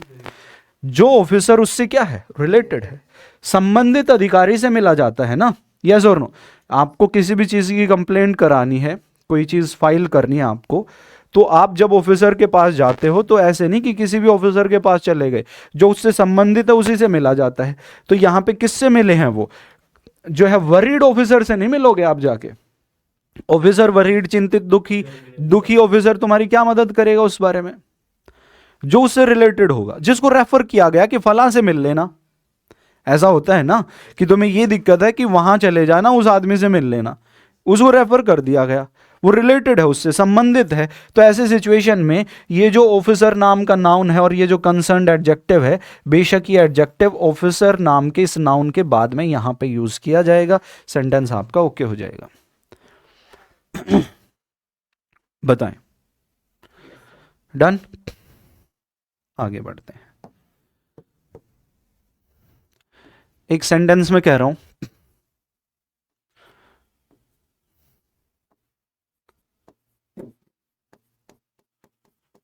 the police will interrogate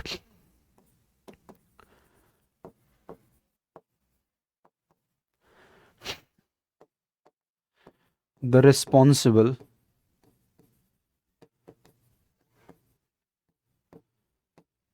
employees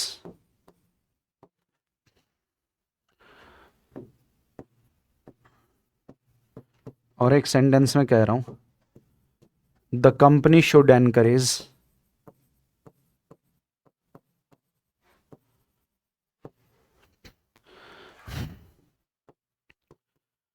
the responsible employees. ये देखो टू डिफरेंट सेंटेंसेस हैं। The company should encourage the responsible employees.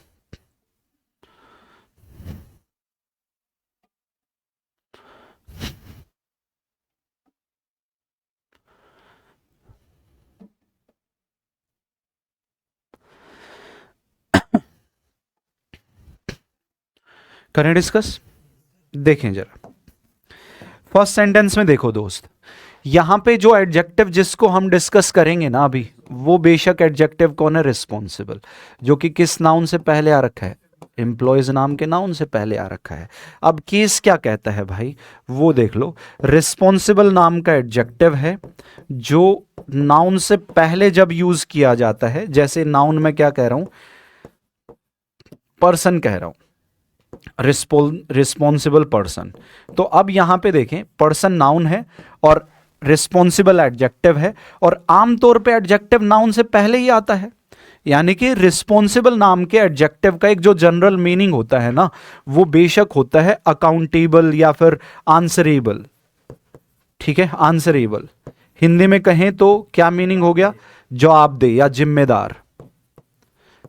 जवाबदेह या तो जिम्मेदार की सेंस को ये शो करता है। डन? और रिस्पॉन्सिबल का मतलब भी जनरल तो यही होता है ना। आप किसी को रिस्पॉन्सिबल कह रहे हो तो आप उसको क्या कह रहे हो? आंसरेबल या अकाउंटेबल बोल रहे हो, जवाबदेह या जिम्मेदार बोल रहे हो। यस और नो?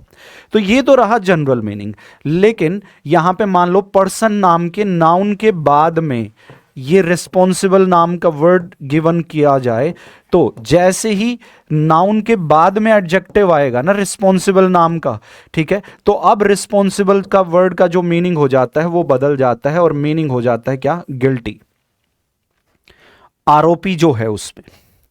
यानी कि कौन सा पर्सन? जो पर्सन क्या है? गिल्टी है। हाँ, ठीक है, जो उसके लिए क्या है? गिल्टी है, उसके लिए आरोपित है वो जो इंसान। ठीक है, अब इसी को अप्लाई कर लेते हैं। देखो जरा सेंटेंस में फर्स्ट में समझना, पुलिस इंटरोगेट किससे करती है? जवाबदेह पर्सन से इंटरोगेट करती है या जो पर्सन गिल्टी हो? गिल्टी हो, बेशक, सीधी सी बात है, कॉमन सेंस की बात है। जो पर्सन किसी चीज में, मान लो कोई क्राइम हो जाए, तो पुलिस कभी भी ऐसा तो नहीं करती ना कि भाई हर एक इंसान को वहां पे जो रहते हैं सबसे पूछे, ऐसा तो नहीं। जो उनको लगता है कि हाँ ये गिल्टी हो सकता है, इसकी कुछ इन्वॉल्वमेंट हो सकती है किस पर्टिकुलर उस केस के अंदर, तो उससे वो जो है इंटेरोगेट करती है। तो कहने का मतलब है कि यहाँ पे गिल्टी की सेंस में जो एडजेक्टिव है रिस्पॉन्सिबल नाम का, ये नाउन के पहले नहीं, नाउन के बाद में आएगा। तो एम्प्लॉयज रिस्पॉन्सिबल हम बोलेंगे तो बात बनेगी, सेंटेंस सही हो जाएगा। ये एडजेक्टिव आएगा अब बाद में। सेंटेंस आपका ओके हो गया। जबकि दूसरे सेंटेंस में हम देख सकते हैं कि वो कहना चाह रहा है कि कंपनी को एनकरेज करना चाहिए, ठीक है, उनका साहस बढ़ाना चाहिए। अब कौन से कंपनी जो है कौन से एम्प्लॉयज़ का साहस बढ़ाएगी? जो आंसरेबल हो, जो जवाबदेह हो, जो जिम्मेदार हो, उन्हीं को तो वो एनकरेज करेगी ना। तो जवाबदेह जिम्मेदार के केस में तो रिस्पॉन्सिबल अपनी जनरल सिचुएशन यानी कि नाउन से पहले यूज किया जाएगा।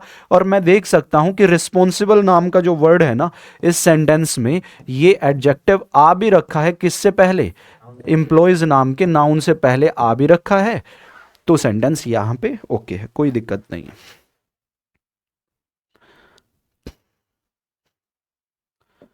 Done.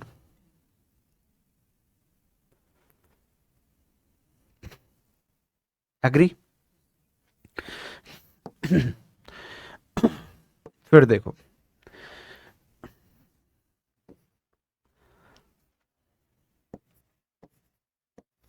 The speaker asked all present MPs to keep quiet.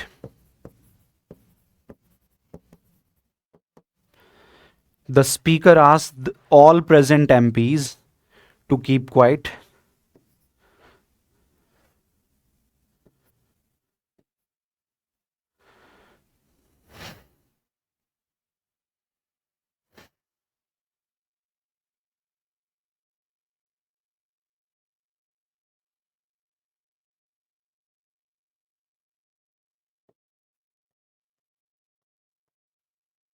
The benefits will go to all present MPs. ये दो अलग अलग सेंटेंसेस हैं, इसमें थोड़ा मैं चेक करता हूँ, गूगल करता हूँ।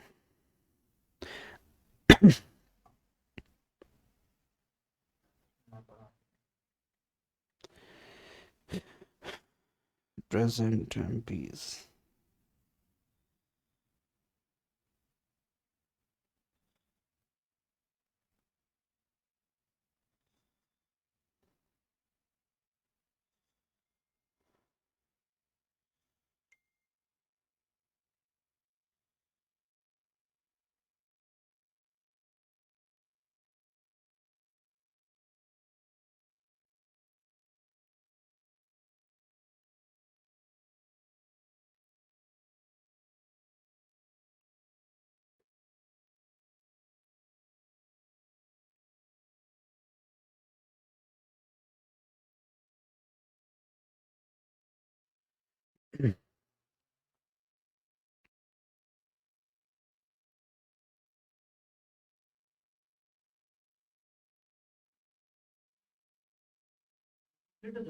ना बेटा,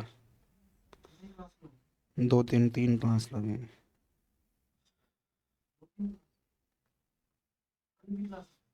हम्म।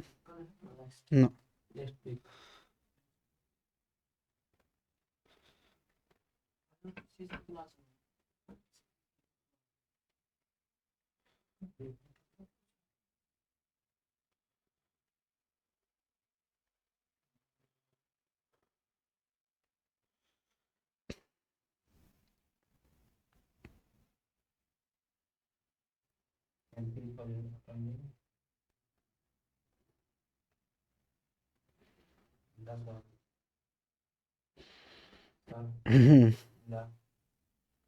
देखता हूँ मैं, उसमें मुझे थोड़ा सा डाउट है और क्लियर करना चाह रहा हूँ मैं, इसलिए उस वो नहीं जान रहा मैं।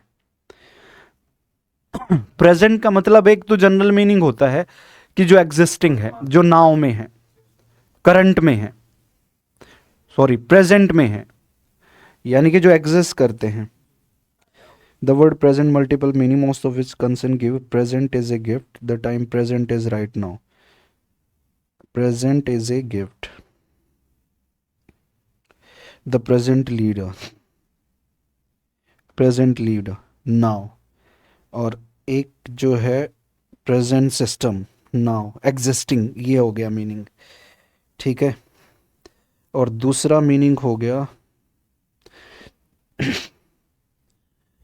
इसमें दूसरा मीनिंग नहीं दिया है अभी, हाँ अटेंडिंग, डन, अटेंडिंग, जो अटेंड कर रहे हैं, एक एग्जिस्टिंग है और एक अटेंडिंग है।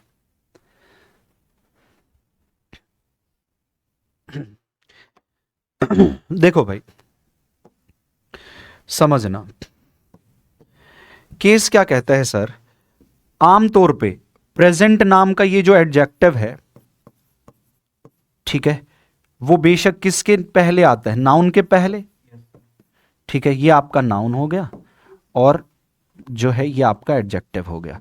तो प्रेजेंट का जनरल मीनिंग क्या होता है, प्रेजेंट यानी कि जो है नाउ है, अभी है, ठीक है, तो ये रिप्रेजेंट करता है नाउ, अभी को, ठीक है। और या फिर ये कहो कि जो अटेंडिंग है, जो किसको डिनोट करते हैं, जो अटेंडिंग, हाल फिलहाल में जो हैं, जो अटेंड किए हुए हैं, ठीक है।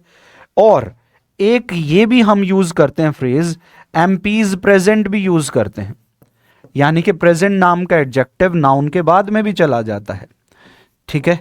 तो अब इस प्रेजेंट नाम के वर्ड का मीनिंग हो जाता है जो एग्जिस्ट करते हैं, एग्जिस्टिंग। फर्क दो में फर्क, दो मीनिंग हो गए भाई यहां पे, एग्जिस्टिंग कह लो या फिर जो टोटल कहते हैं, टोटल ऑल को रिप्रेजेंट करता है, टोटल्स जितने भी हैं सारे के सारे, लेकिन वहां पे नहीं होते वो। नाउ यानी कि अटेंडिंग तो वो हैं जो अवेलेबल है, जैसे मान लो सारे के सारे स्टूडेंट तो तुम तो नहीं हो, लेकिन तुम कौन से स्टूडेंट हो, प्रेजेंट स्टूडेंट, प्रेजेंट स्टूडेंट्स, यानी कि वो स्टूडेंट जो अभी हैं, जो अटेंड कर रहे हैं, ठीक है। लेकिन एक ऐसे स्टूडेंट भी होंगे, स्टूडेंट्स प्रेजेंट, ठीक है, इसका मतलब क्या हो जाएगा, जितने एग्जिस्ट करते हैं, यानी कि टोटल जितने हैं हमारे यहां पे, जो क्या करते हैं, एग्जिस्ट करते हैं, जो टोटल करते हैं। अब इसको अप्लाई करेंगे। अब मुझे ये बताओ, स्पीकर कौन से एमपीज को कहेगा कि चुप हो जाओ,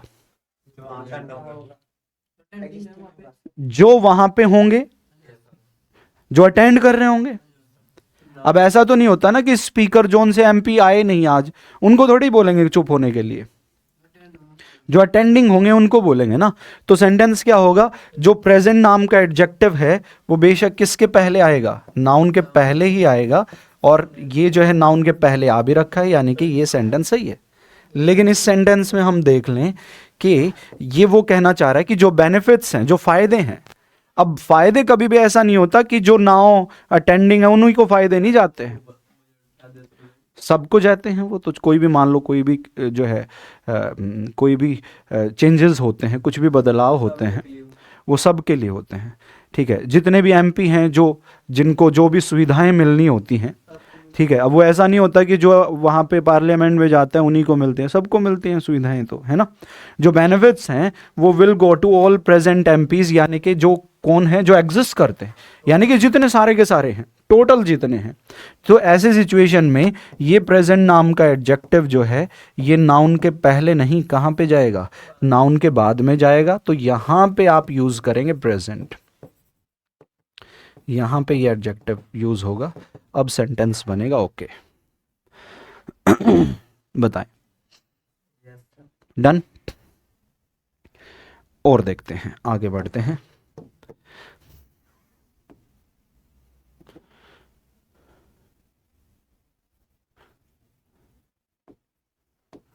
एक सेंटेंस में कह रहा हूं, do you know the opposite people.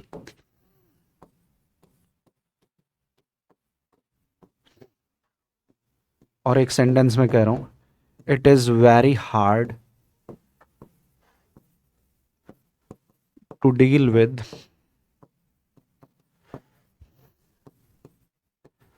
opposite people।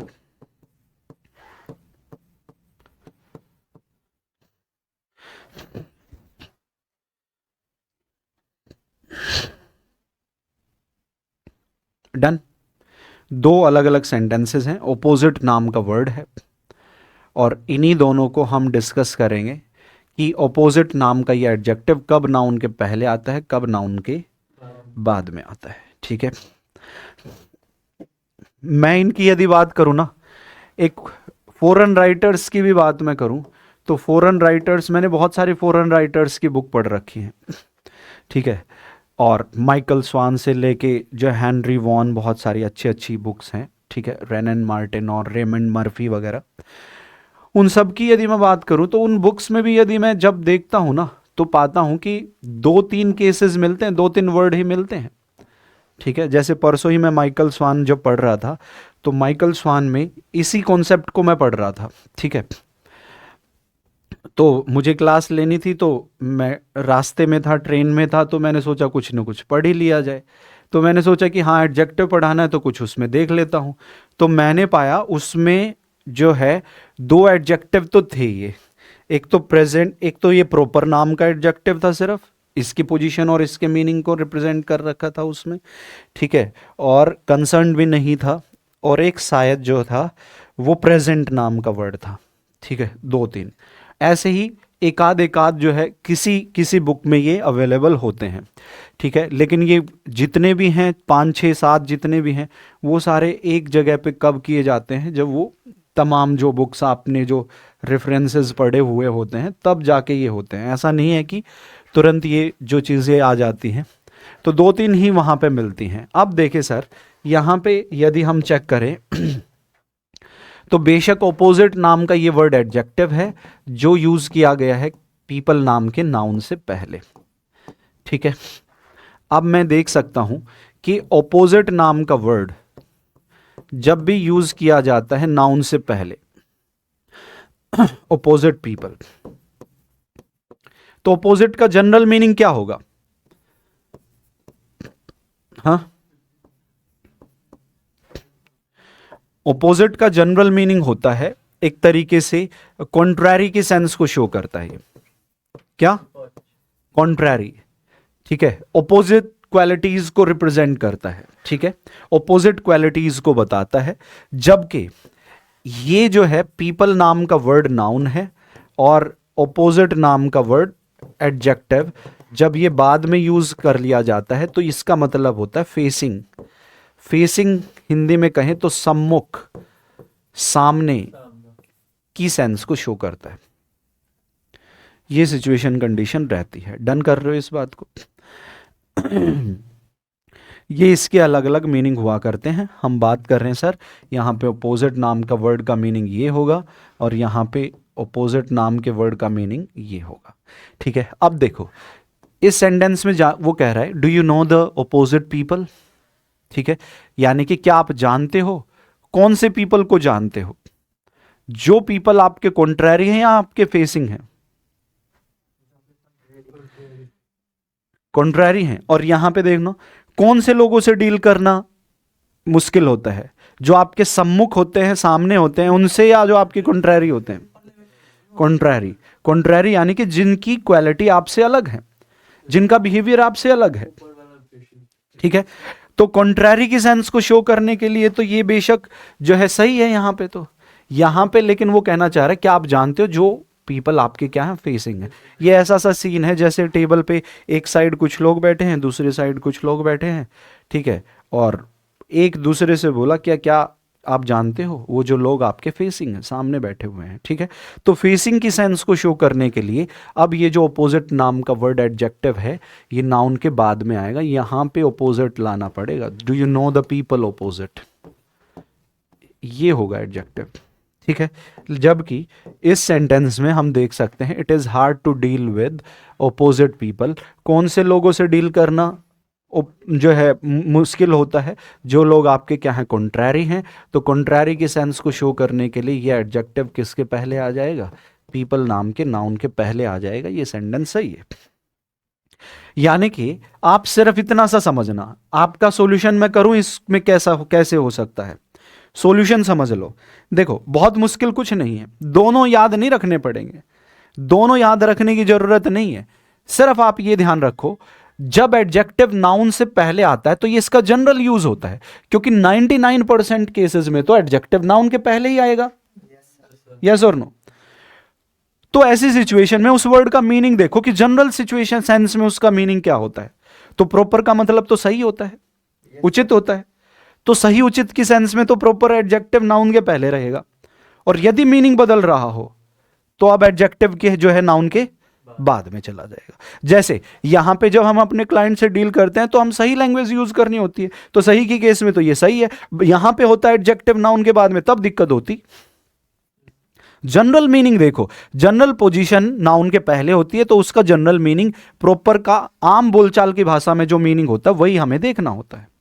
उसी तरीके से आप इसमें देखो, कंसर्न का मतलब यदि तुम गूगल करोगे, डिक्शनरी करोगे, तो कंसर्न होता है जो वरीड हो, ठीक है, जो है उसको लेके चिंतित रहता हो, किसी भी बात को लेके या पर्सन्स को लेके। तो कंसर्न का जनरल मीनिंग वरीड कब तब होगा जब वो एडजेक्टिव होगा, नाउन से पहले होगा। और जैसे ही मीनिंग बदल रहा हो आपको लगे, ठीक है, तो फिर एडजेक्टिव के किसके बाद चला जाएगा? नाउन के बाद में। और देख लो अगले में, ठीक है, रिस्पॉन्सिबल का जनरल मीनिंग क्या होता है? उत्तरदायी, जवाब दे। और वो कब होगा? जब एडजेक्टिव नाउन के पहले आएगा। जैसे एनकरेज किसको करना चाहिए, किसको किया जाता है? जो जवाबदेह हो, जिम्मेदार हो। और जैसे ही मीनिंग बदलेगा तो एडजेक्टिव नाउन के बाद में चला जाएगा। उसका एक दो बार और देख लोगे तो पता चल जाएगा कि एडजेक्टिव के बाद, एडजेक्टिव नाउन के बाद में आता है तो ये उसका मीनिंग क्या हो जाता है। मुश्किल नहीं है, मुश्किल इसीलिए लग रहे हैं कि इस तरीके से आप जो है कम देखते हो, रिलेट नहीं कर पाते हो। और उसका जनरल मीनिंग जो है वो क्या होता है, और जब बाद में चला जाएगा तो मीनिंग बदल जाएगा, तो बाद में जाएगा तो ये पोजीशन हो जाती है। आपकी जो एक प्रैक्टिकल लाइफ में उसकी विजिबिलिटी कम है, ठीक है, आम जो व्यवहार की भाषा में उसको कम देखा जाता है, इसलिए दिक्कत करता है। प्रेजेंट का मतलब क्या ही होता है? वही यही तो होता है प्रेजेंट, यानी कि जो अभी है, अटेंडिंग है, नाउ। और जब प्रेजेंट बाद में चला जाएगा तो एग्जिस्ट, जो टोटलिटी को बताता है ये। बस वही बात यहां पे। ओपोजिट का मतलब वैसे क्या होता है?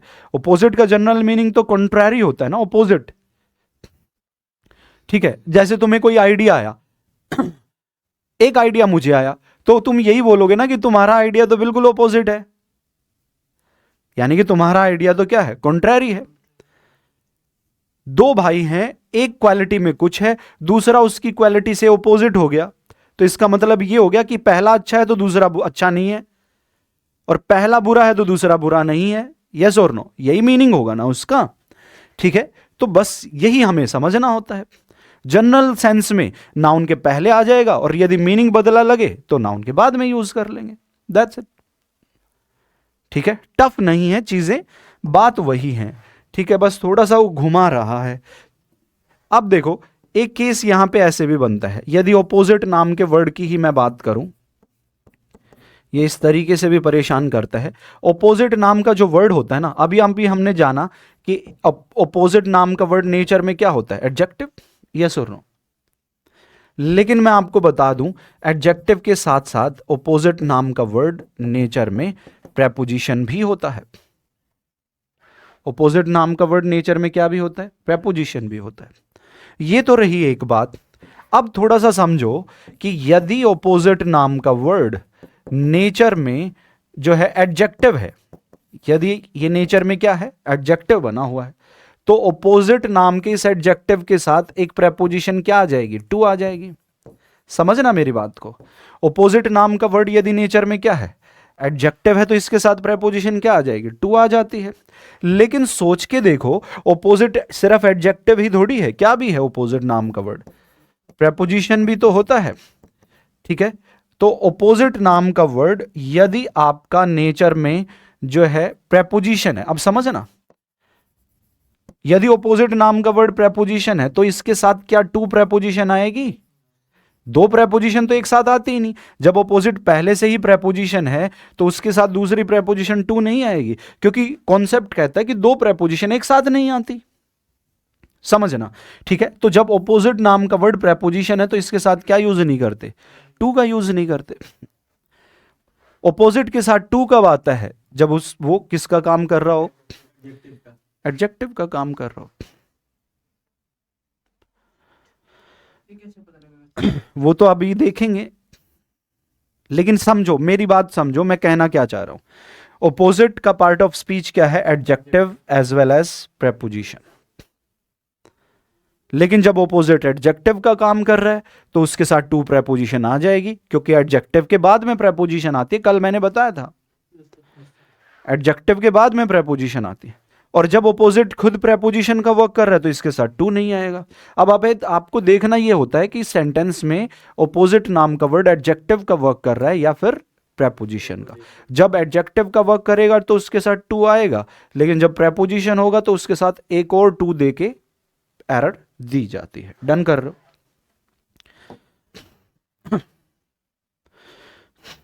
जैसे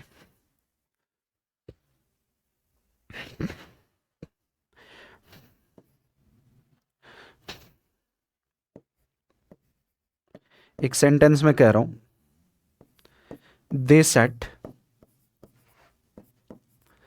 ऑन द टेबल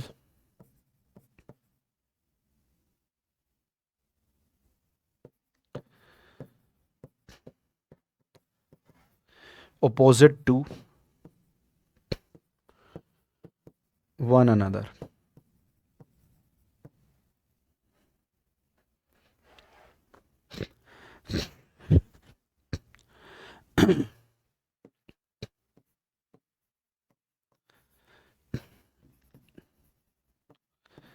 और इस सेंटेंस में देखो, they were sitting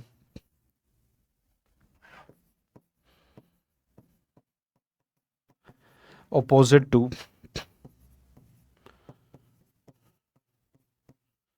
one another.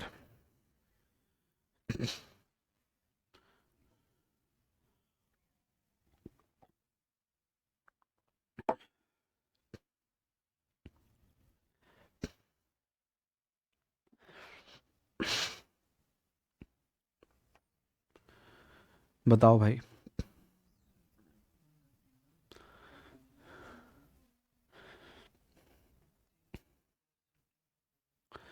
अच्छे केसेस हैं ये, दिमाग को घुमाने वाले केसेस हैं।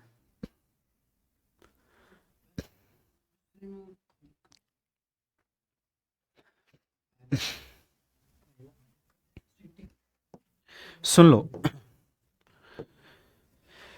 सिट की सेकंड फॉर्म क्या है? सेट वर्ब, ये सब्जेक्ट हो गया। ऑन प्रेपोजिशन है और टेबल क्या है? नाउन। तो प्रेपोजिशन प्लस नाउन फ्रेज हो गई। और ये जो फ्रेज है ना, फ्रेज का पार्ट ऑफ स्पीच क्या होता है? या तो वो एडजेक्टिव होती है या तो एडवर्ब होती है। लेकिन ये फ्रेज जो है ना, किसकी विशेषता बता रही है? वर्ब की। कहां बैठे? वेयर का रिप्लाई है ना, और वेयर का रिप्लाई हमेशा एडवर्ब ऑफ प्लेस होता है। तो ये तो हो गया एडवर्ब। तो जैसे ही एडवर्ब हो गई तो एडवर्ब के बाद ये क्या बन जाएगा? एडजेक्टिव, क्योंकि एडवर्ब एडजेक्टिव की क्वालिटी भी बताता है और एडवर्ब एडजेक्टिव के पहले आता है। और जैसे ही ऑपोजिट एडजेक्टिव हो गया तो इसके बाद में एक प्रेपोजिशन क्या आ जाएगी? टू। और प्रेपोजिशन के बाद में क्या आता है? नाउन या प्रोनाउन।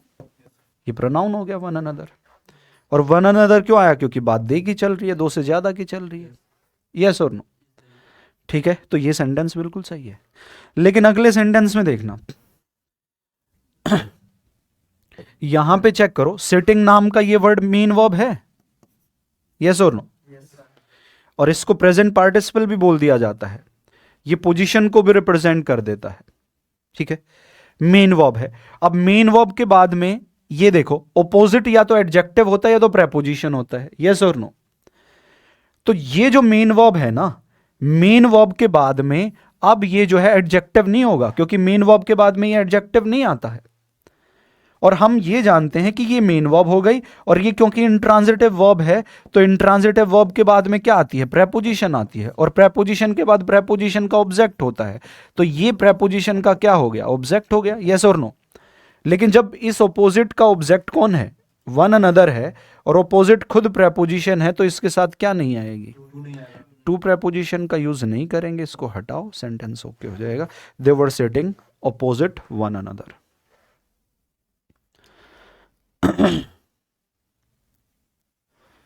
डन। एक ये देखो sentence,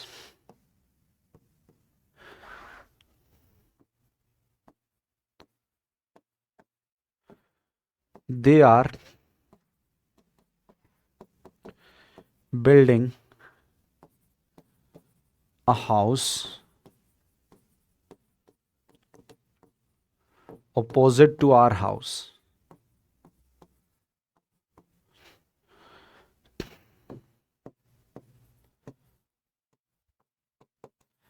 There live many foreigners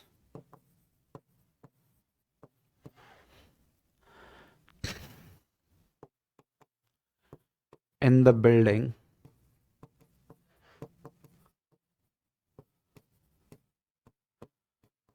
opposite to our house. Low,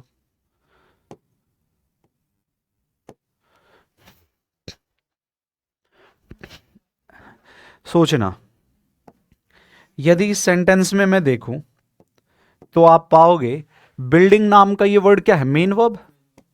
main verb के बाद हाउस क्या हो गया, ऑब्जेक्ट। क्या बना रहे हैं, हाउस बना रहे हैं, यस और नो। और जैसे ही ऑब्जेक्ट मिल गया ना, तो अब ऑपोजिट नाम का वर्ड ये क्या होगा, प्रेपोजिशन होगा। देखो, ये ऑब्जेक्ट हो गया वर्ब का ऑब्जेक्ट, और ये जो ऑब्जेक्ट होगा प्रेपोजिशन के बाद, ये किसका ऑब्जेक्ट होगा, प्रेपोजिशनल ऑब्जेक्ट होगा।